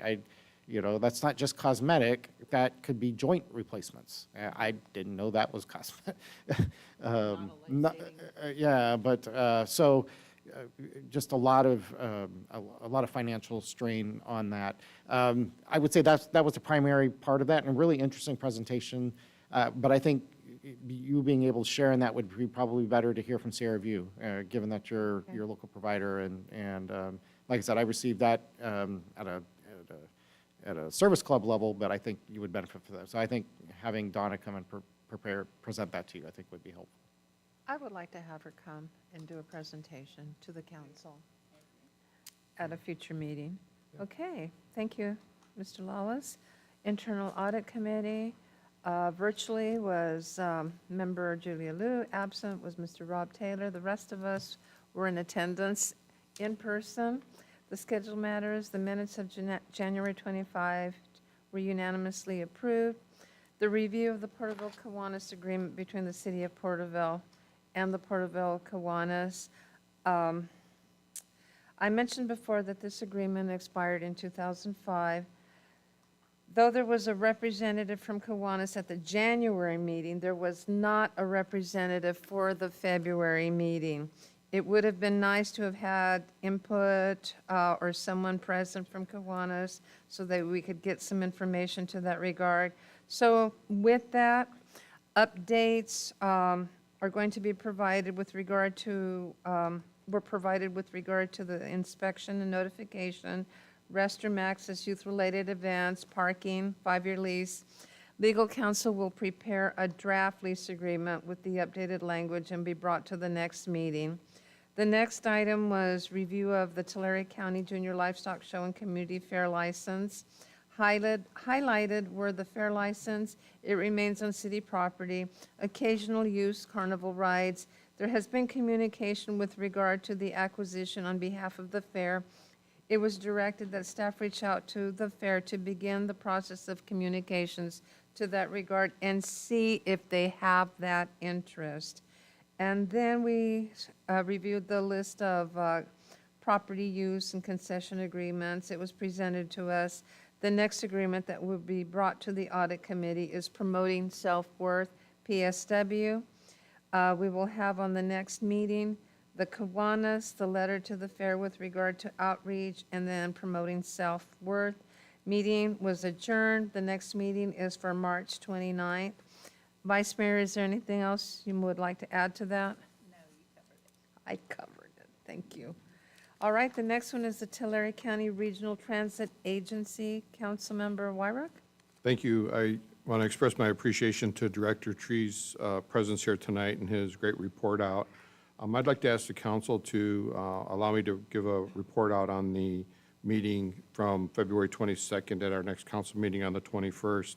Between now and December 21st, our next council meeting on the 19th of this month, we're going to have the first financial subcommittee meeting of that agency, and we're going to be looking over the records and be able to provide maybe some firsthand knowledge of some of the comments that Director Tree shared with us tonight about the state and of the agency's financial situation. And I'm looking forward to bringing a very positive report back to the council at that time. Thank you. It's noted that at the next meeting, we'll just carry the one for February over to that. Thank you. The City Tribe Casino MOU meeting.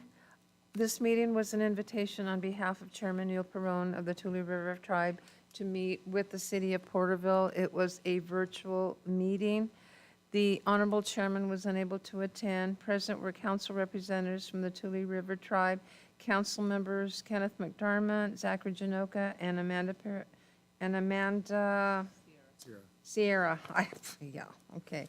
Their legal representative, Carrie Patterson. On behalf of the city were Mr. John Lawless, Mr. Michael Knight, Mr. Javier Sanchez. Legal representative was Julia Liu, Councilmember Meister, and myself. There were brief discussions that were brought forth to the table with an emphasis on MOU amendments with regard to public safety, cost, water use, and road improvements. The gathering of information between both legal counsels will be brought to the table. To make it clear, this information was informational, updates and discussions only. No actions were taken. Any information that would require action to be taken would be taken back to each respective council. Our next scheduled meeting is March 16th, and that concludes this report. Councilmember Meister, anything you'd like? No, you covered it, Madam Thank Mayor. you. Thank you. The next one is the REAP committee meeting, the San Joaquin Valley.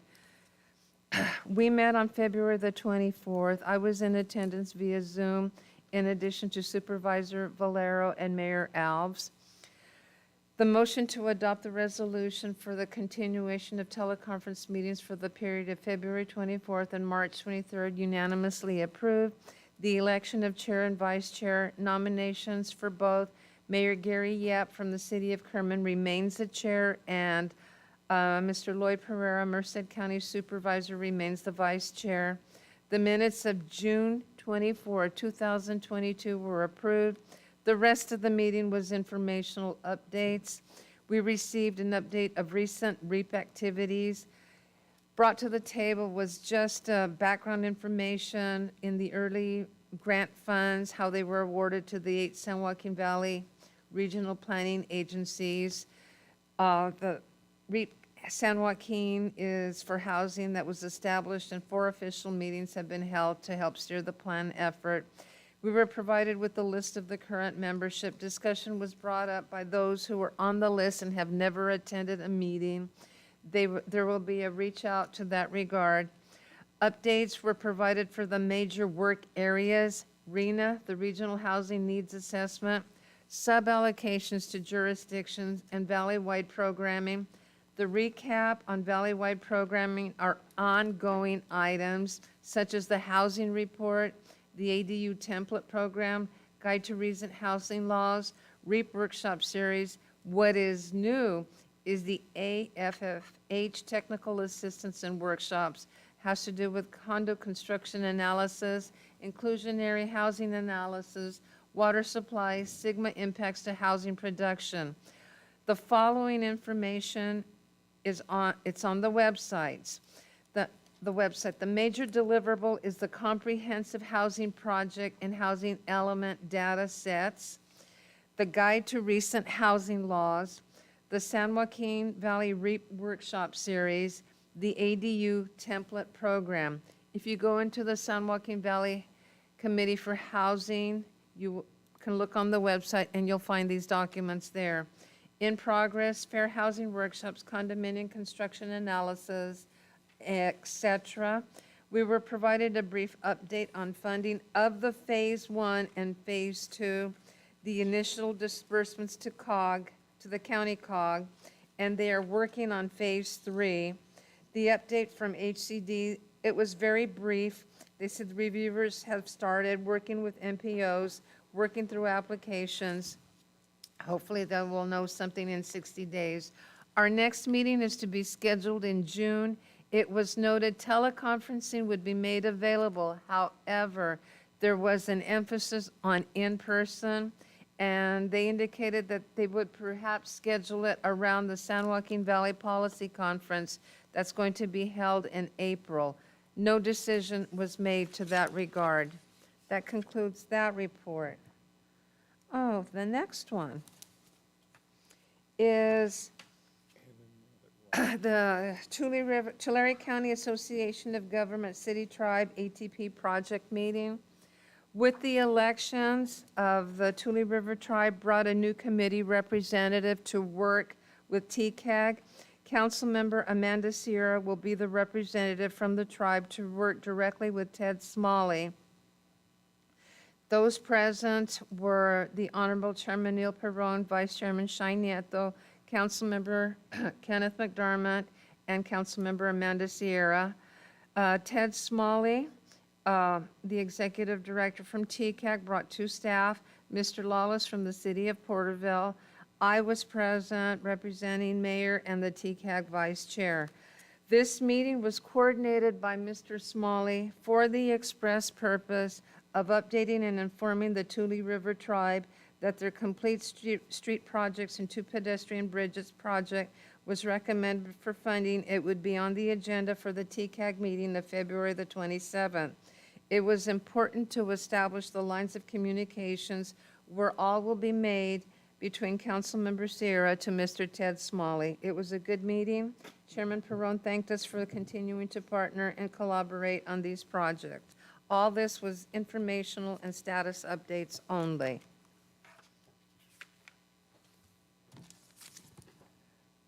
The Tule River Tribal Swearing In Ceremony. Vice Mayor. You get a break. I get a break. So on February 27th, myself and Mr. Lawless traveled to the reservation to attend the swearing-in. And in the swearing-in was, there was an audience of elders, tribal staff, tribal members, and representatives from various dignitaries. The swearing in was done by Alec Garfield, who was an honored elder, a previous tribal council, and also has been the longtime advocate for the tribe's water rights. Also my uncle. So it was good to be there with him. That was really cool. All 9 are sworn in every year, but for the new ones, those were the ones that we acknowledged. So we acknowledged the new treasurer, Zachary Janoco, council member Amanda Sierra, council member Lawrence Manuel, council member Vernon Vera, and council member Heather Turan. There was, like I said, other representatives there, so I know that Mr. Lawless took really time to go have discussions with some of those representatives. There was also the tribe's state lobbyist, and then the federal lobbyist also on the call, attended via Zoom. And then we also delivered the updated, I can't pronounce the 150th year anniversary. Sesquicentennial. So that's like speaking Spanish to me, so. And they were really appreciative of it, actually. So that was an honor to be able to be there with Mr. Lawless to hand that over. And that concludes that report. Thank you. The next one is TCAG. All right, here we go. In-person attendance on February the 27th was Vice Mayor Carrillo as the transit rep, Mr. Lawless, and I as the City of Porterville member and TCAG vice chair. I'm just going to go down to this very quickly because all the items under the transportation consent calendar were approved. They're pretty standard. Under the transportation action discussion items, it was the approval of the 2023 Active Transportation Metropolitan Planning Organization component funding recommendations, and the approval of agreement for the exchange of $1.311 million in Tulare County Association of Governments State Regional Transportation Improvement shares for the $1.311 million of Shasta Regional Transit Agency shares. Those 2 items were unanimously approved. The rest was informational. Caltrans, nothing to report for this area. Under the association consent calendar was the approval of the January 30th TCAG board meeting minutes and the minutes of January the 26th Technical Advisory Committee meeting, in addition to the February 2nd TCAG board training minutes.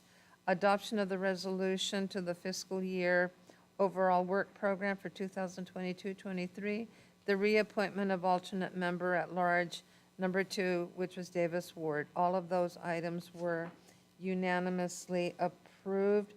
In the next part of the association action discussion items, the adoption of 2 resolutions setting policy regarding sharing of closed session information pursuant to Government Code Section 54956.96 and member at large number 2 vacancies. There were 2 applicants, Davis Ward and Julie Allen. Julie Allen was voted in to represent. What I wanted to say about the policy and bring it just to highlight was that it was on the emphasis of the TCAG council member representative and the alternate, and if we go into closed session, how do we report that back to the city if it was for closed session and it affects the city? Well, the process is you take the closed session item, you discuss it in our closed session, and that's where it would remain, and there would be no discussion to that regard. Those items were unanimously approved. Everybody, Form 700s are due. That concludes this report. The next meeting is March the 20th. And do you have anything to add to what? No, you're good. All right. The Tulare County Board of Supervisors meeting on February the 28th. I want to say that I was there. I was invited to do the welcome. I didn't stay. I started coughing and I left. So I'm going to turn it over to council members. I'll start with Councilmember Beltran. Yeah, it was being there, I believe Mr. Wyrock and Mr. Meister, as myself, were recognized for being newly elected to City Council. It was great hearing their presentations, what they, as we see as a county, there's, we think, well, what part does Porterville have to do with it? But there was a significant amount of their agenda and stuff that they are work on that do affect the Porterville area. And I was pleasantly surprised to see a number of Porterville residents speak on the public comments. And so it was just a great experience to have and to enjoy them coming to our facility, but also just being out in the community. I look forward to potentially our city council doing something like that in our community, going out and doing a meeting somewhere like that in another area. So, no, it was great, and so I enjoyed that experience. Thank you. Thank you, Councilmember Wyrock. It was good to see them. I've always wanted to get up there at 9 o'clock in the morning on a Tuesday, but I have other pressing challenges. However, I was very impressed with the handling of the business that they went through. It was sobering to hear the report on the state of the financial condition of the hospital and the cash flow and the days of cash on hand to pay bills and the challenges that they face to collect. I had a lot of questions. I still have a lot of questions, and I thank you, Mr. Lawless and Madam Mayor, for supporting the idea of having our local CEO come and give a presentation here. All in all, it was great. I had to leave it at the break, but I was very pleased to see them here and the great community turnout here in Porterville. Thank you. Councilmember Meister. Yeah, it was very sobering to hear about Kauai Delta and what's going on. And if there was any reason to write a state senator or assemblyman, it's on how the Medicare system with these hospitals, for every dollar that is spent, I think it was 74 cents is covered by the state. So they lose 26 cents on every dollar. You can see how that would add up, being that one day fees is, I believe it costs like $1 million to run Kauai Delta a day. So I could see how that would add up, and it's a losing fight for them. It was a great honor to have the county supervisors come into our chambers under that trust there, in God we trust, right, that seal, and put forth and vote in to be able to give invocation before their meetings, and we take that for granted here. I did. I didn't realize that it wasn't everywhere, so I'm very thankful for the way we conduct business here in Porterville. Thank you. Thank you. Thank you for that. Okay. We'll now go on to the Local Initiatives Navigation Center. Councilmember Beltran, Link. This meeting was held on March 1st at 3 p.m. over Zoom. The meeting was called to order by Link Chair Sylvia Martinez. There was a brief welcome and introduction of the participants, which I believe were 17 of us. Minutes from February 1st meeting were approved. A budget report was given with no changes from the previous month. The Porterville Welcome Center update was there's 80 to 100 individuals who receive meals there daily. Their next event, which is every other Wednesday, would include vaccinations and immunizations for those wanting those services. The next agenda item was the direction for Link. There are goals. There was a discussion for a larger one-time event, which is what Link biweekly events came from. Overall, reevaluating partnerships and organizations of those entities and services, as there are a lot of members that are in the group, but not all have participated in quite some time. The bigger picture goals are to find services for housing, obviously, for those experiencing homelessness. The smaller goals in the discussion were reestablishing haircut services, outreach to local medical community, doctors or nurses to be available during biweekly events, showers and clothing, clothes washing availability were important feedback that were received, not only during our pit event, but just overall during the wintertime. Unfortunately, the cost and logistics are too high for Link's budget at this time. An art program was discussed previously, but the local art service that would do that says that they aren't in a position to facilitate that at this time. There was a discussion also on the meeting style to do an in-person or a Zoom. We were running on a time constraint, so that was going to be carried over to the next meeting. Other matters discussed were furthering community outreach, a desire for churches, service clubs, nonprofits, and general community to meet and discuss who and what Link is and how we can continue to bring awareness and more services to the overall homeless situation. Work will be needed to be done. Work will be needed for that. There was a discussion to formulate a subcommittee to plan that event. So that's going to get worked on. Part of that was, again, to try and get local input and partnerships, again, locally. The meeting was adjourned at 4:05, and the next meeting will be held on April 5th at 3 p.m. Thank you. We'll now go into TCAG board training. I'm going to begin with the Vice Mayor. I'll keep it short since there's so much to report on that. I would just say in attending this session, I was able to attend session 1 and 2. With 2, we did talk a lot about funding, what types of funding are available, if it's federal, state, local, and then how they go out to the different communities. We did a lot of discussion around that and then provided examples also. Including with challenges.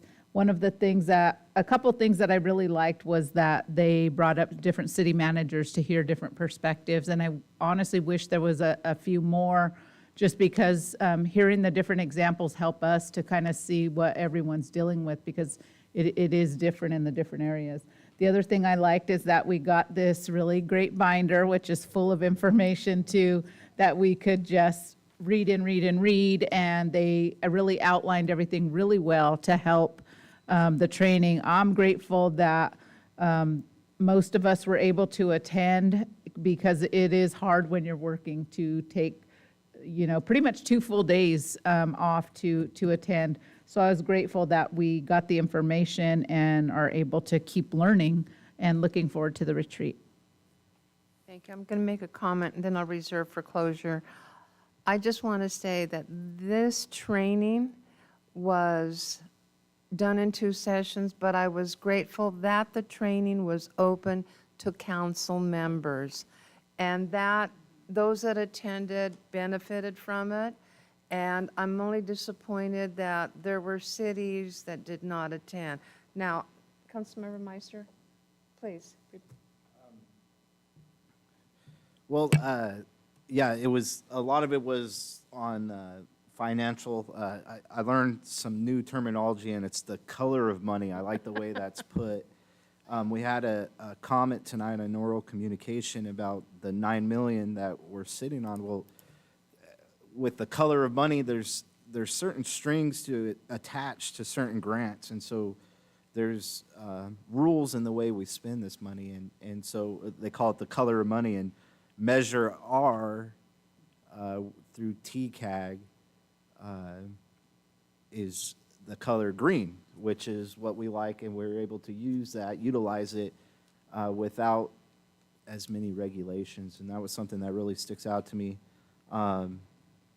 Yeah, just real educational. There's a lot of information in there, and look forward to continue learning and going forward. Thank you. And I'm going to chime in on another comment. I want to thank Councilmember Beltran for attending, because you took advantage of a training session that was made available to council members. Any comment to that? No comment? All right, well then I'm going to bring it back. It was important. I'm very grateful that the training sessions were held separately. They used to be held with the board retreat for those of us that are members. So with that, it gave us a lot of information. And if you listened and you paid attention, they said, we three are going to be ready to go to work at the retreat. We're not going to go back. We're supposed to know what all the acronyms are, and we're just going to get to work. I'm not a voting member. Doesn't matter. But you are an alternate. I'm going to hold that accountability. So we will be journeying to Three Rivers on the 23rd. Okay, now we'll move on to the report for the Eastern Tule Groundwater Sustainability Agency. Councilmember Wyrock. Thank you. The agency met here in the city council chambers, and I attended remotely with technical difficulties hearing some of the presentation. So I invited Director Knight to spend some time with us this evening, giving us a brief overview. Director Knight.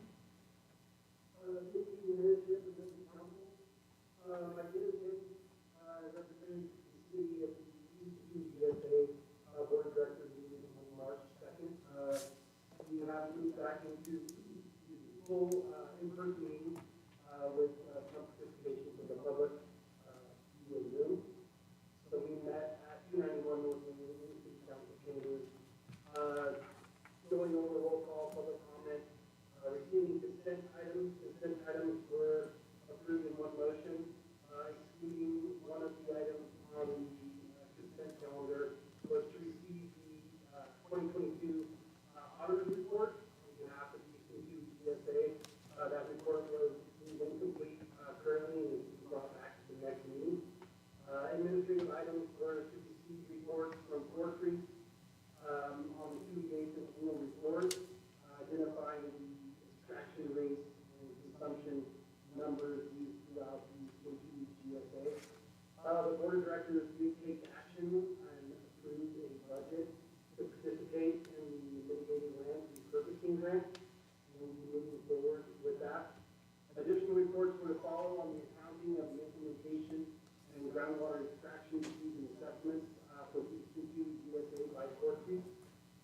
There's a brief report on information shared at stakeholders, the Stakeholders Outreach Committee, the Executive Committee, and future dates for those meetings. Currently, for the upcoming Stakeholder Committee meeting that has been canceled, we did adjourn to closed session with nothing to report out, and the next meeting is scheduled for April 6th, 2023 at 2 p.m. at City Council chambers. Also, just wanted to provide a brief comment. I know it was in the paper this morning related to the Eastern Tule GSA that DWR had presented a letter to the Eastern Tule GSA deeming the current status of the Eastern Tule GSA plan to be deemed inadequate. Just to provide a summary, we received that just before the Eastern Tule GSA Board of Directors meeting, and staff is working to address those comments, and we'll be submitting those follow-up statements back to DWR for additional review. Happy to answer any questions. Any questions? No questions. Thank you. Thank you, Director Knight. Thank you very much. All right, we'll now move on to oral communications. No oral communications? Nobody on virtually? No, Your Honor. Okay, we'll now go into other matters. I'll start with Councilmember Beltran. No, it was really great to present Isaiah Vallardo with the Employee of the Month. It's really nice to recognize employees, especially in some of those conditions with hard work with that pavement and machinery. You see less and less, I believe I've seen less and less individuals that are capable of running these machines or wanting to run these machines. They're not easy. So it's great to hear that, as a team player and teaching the new hires. So that was great. Thank Richard Tree for his presentation. I'm not sure how many know, but TCRTA is in his infancy. I believe this is his second year. So to hear that there's some issues, that's a given. And I appreciate him letting us understand that the county was not as, I don't know if say supportive, but he didn't have a solid foundation to start that organization with, and he's, you know, from Porterville previously and our director of transportation. So I know there's some growing pains with that, and myself and Councilman Wyrock are on the TCRTA committee, so we hear them working through some of these things, and Councilman Meiser, good questions with the buses and stuff, because we know as the state and funding pushes towards electric vehicles, there are issues still with those. So I look forward to future committee meetings and talking about alternatives to that as this grows. Much like I see TCAG in building and roads and housing, I see his big picture for TCRTA being a regional transportation for people in our area. I think it would be overall beneficial. Them expanding into student transportation, and again, just kind of this growing pain is just something that staff and council were just being mindful of, and making sure we're asking the right questions, and being supportive as we can as Tulare County, as we saw in so many issues dealing with financial support from either the state or just lots of regulation. So I appreciated his report. Let's see.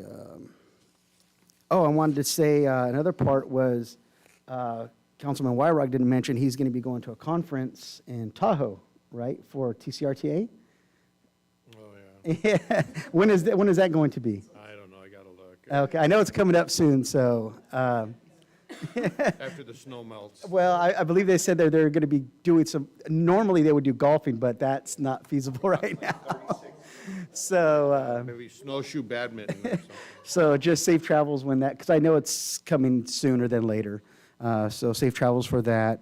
And no, just appreciate the rest of the council's reports. It's a lot of meetings and a lot to digest, and so appreciate those updates.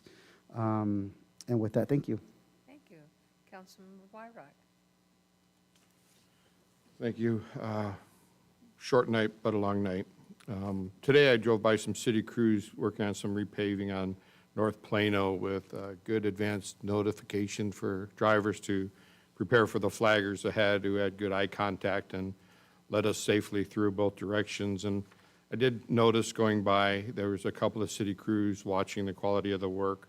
I didn't recognize anybody that was in this council chambers tonight out there on the side of the street, but they were working hard and working safe, doing a great job in just a matter of minutes. I did speak with Council Member Beltran about the cannabis subcommittee, the ad hoc committee meeting later this month to get with the owners to develop the audit form to make sure that they're staying in substantial compliance to the agreements that we have in place. I spoke with Mr. Lawless just before the meeting tonight about the general plan, and Vice Mayor about the ad hoc committee, and I was informed by Mr. Lawless that initial report is almost completed for the council to review and for the ad hoc committee to go over. Appreciate the efforts on the housing element that we heard about tonight. I did get a phone call about some bicyclists and some challenges that the bicyclists might be, impacting the public. Well, I heard from the other side of the street, and it was a gentleman in our city who's been riding bicycles for more than 30 years, competitively and recreationally. And we all know that there's distracted drivers out there. And I've experienced them on my motorcycle. I don't ride a bicycle, but people on bicycles are out there in the public's thoroughfares, and they have every right to be there, safely operating their bicycles. And I just want to take a moment to talk about distracted driving. And if we can prevent ourselves from driving distracted and not setting the example with people in our car by picking up a phone when we've got a little teenager in the back seat who's going to just mirror our behaviors when they get older, we'll just pass along, at-risk behaviors. And I think we as a community, all of us in this community, can drive safer by paying attention to what it is we're doing, which is driving at that time, not adjusting your radio, not eating a hamburger, just be safe behind the wheel, and please respect the bicyclists. There's an opportunity he presented that he'd be willing to talk to people about doing some training for these young bicyclists and helping us out there. So I'll be talking to a few of you here on the dais about that. I did enjoy my drive down Main Street at 3 o'clock in the morning a couple of weeks ago, and then I went by about a week ago at 5 a.m., and I did notice improved housekeeping. I didn't notice trash in doorways, but I did notice people that I probably wouldn't want to walk by on the same side of the street, just kind of hanging out. But I guess some people just don't have things to do at that time of morning. But I really appreciate city crews for picking up the debris that they did. Thank you. Thank you. Councilmember Meister? I just want to restate, you three in the back, I can't speak for everybody on this board, but I'm pretty confident when I say we back you guys. Go to work, and we're behind you. I know for myself, I'm 100% behind you guys. With the homeless, we heard a lot about the homeless tonight. It's definitely an issue. This is a tough fight. There's no doubt about it. I'm sure we're all having our own discussions. The staff, the employees of Porterville are working on it, and I'll give you an example of an encampment that has been cleaned up here in Porterville, and it's behind the berm where Burger King is on Henderson. There was multiple encampments in there, and it has been cleaned up. The trash is gone, the homeless is gone, and the encampments are gone. So there are things happening. I know it's not happening as fast as we would all like it, but there is action being taken. You know, I think we should develop an ordinance, and we'd call it the Petty Tyrant Ordinance, and it's to protect businesses in our community from petty tyrants. And what I'm talking about is our governor is pushing to attack Walgreens because they no longer want to support abortion pills. And I feel that it's a petty tyrant move. You know, he wasn't going after Silicon Valley when Facebook and different agencies were censoring voices, conspiracies over COVID or different things, but he's going to attack Walgreens because they're making a business decision. I just think it's wrong. And then for the drought, I got this nice packet tonight, and I will read into it, but this is exactly what I want to get away from, is ruling through emergency orders. We have to get back and give the power to the people. And I know that this is just a local voice that I am, but I mean that on a mass scale. We got to get away from everything coming from the top. We got to get back to local control. I know that Michael Knight is prepared for this storm that is coming. It's supposed to hit Friday. There's rumors of 2 inches, 4 inches, 6 inches. He's claimed that there is sandbags available. And I also know the Tulare County Fire Departments are prepared, and they have sandbags available as well. Thank you. Vice Mayor? A few things. Councilmember Beltran, thank you for the comments on TCRTA. I also attend the meetings as the transit representative, so I hear a lot of those discussions as well and agree. I feel like there is some good plans and good ideas, and hopefully we can get through the rough patch to really get to those innovative ideas actually too. So looking forward to that and hoping for the best. On the homeless, mostly the trash, I guess, concern and cleanup, you know, and people ask, how can they help? I know people want to help, but there is a lot of efforts going on. I think the presentations and reports during our AB 1234 and also just presentations that our staff provide give examples of all those things going on. So I just want to mention that. Also wanted to mention the storm. I know that I got an update from the tribe's emergency operations department, and they're concerned, so they're already starting to prepare as of I guess, last week, but today they were really moving forward to do the sandbags and just kind of have communication efforts a little stronger just because the river got so close last time for flooding. So just, I think in our community and in Porterville, just everyone being safe and as prepared as we can be for that storm. The last thing that I want to mention is this past weekend on Sunday, there was a young lady. She's a local artist. Her name is Poyomi McDermott. She's a tribal member from the Tule River Tribe, and she actually did a mural around the Yokuts people. It's really beautiful, really subtle, a statement of the land and the people that were here originally. So if you have a chance, take a drive by. It's on the corner of Orange and Wallace, kind of catty corner to Santa Fe School. And other than that, that's all I have tonight. Thank you, Mayor. Thank you very much. I want to just put an emphasis in on a highlight with regard to the homeless presentation that Claudia will be giving to us. The 3 cities were shared by Sadie, Tulare, and Porterville, and I just was taken back with how much Porterville is involved, is engaged with the homelessness. And I'm not going to say too much. I want to, but the presentation will be given to us, to all of us here. I am looking forward to the Wall of Fame this Friday. I'm excited. That is an event I look forward to all the time. And I want to go back. Mr. Lawless and I were invited back in November to do a video. That was one of the hardest things in my life. And it was the 10-day countdown for Eagle Mountain Casino.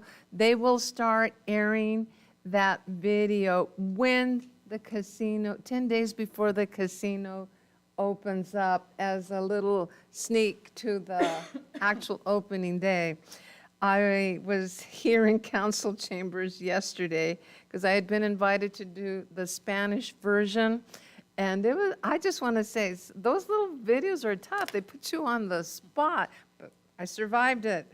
That will be addressing the Spanish-speaking audience. So that's another thing that's going to happen. March 22nd is the Public Safety Recognition Dinner that the Exchange Club is doing. That is something that I look forward to for years. I've been attending, and it's wonderful to see the officers and the fire department recognize their person for the year through the Exchange Club. So I look forward to seeing you. I sold all my tickets. I just need to collect the money. And let's see. I sold my tickets. I just need to collect the money. Anyway, they're sold. I trust these people. And then I need one more, so repossess one. for the non-paid one, huh? On March 29th, I've been invited to Porterville College. It's in the celebration of Women's History Month, but you celebrate women every day. You don't need a month to do this. That's all I'm saying. And it's about roles in leadership. Former Mayor Virginia Garola and I have been invited to a panel in our positions and in our community service. So I will be doing that. In June 23rd, I've been invited to do a panel discussion for women in transportation. And I'm looking forward to present to that. That pretty much concludes what I'm going to say. How come these guys haven't turned their cameras on? Donnie, Mr. Knight, there you guys are. Look forward to seeing you this Friday, Donnie. Mr. Knight, how was your sandwich? It was good. Javier, where are you? We're not going to ask Maria to turn her light on. All right. With all that being said, Mr. Lawless. Thank you, Your Honor. Just one thing, next week there'll be a PD badge pinning, which I'll get information out to you, I believe on Thursday. It's scheduled for, so get information out to you in regards to a new officer joining the department. And just want to express again appreciation for the leadership of the council. Lots of commitments and time spent and the diligence that you, and Mr. Tree said this in speaking about Councilmember Wyrock and Councilmember Beltran, and it's been a legacy of the city of it really wanting to be help in the decision making and be aware of the subject and not just showing up and voting. And I would say that's a legacy of Porterville, is how involved and dedicated. And I guess I just want to say that I know Mr. Tree expressed that appreciation. He said, I wish I had as many board members that demonstrated that same commitment. And because then some of those things would be better if there was, more folks as invested in the product that's being produced. So just want to express that, and I know that he would have said that as well. So I appreciate your leadership. Okay. I want to say thank you for attending, but we're going to have to go back into closed session because we're not done. It is 8. I want to thank that young man that's sitting back there. Are you here for a class? Were you here for a class? No, I thank you for attending. Okay, all right. So it's 8:48. We'll now go back into closed session.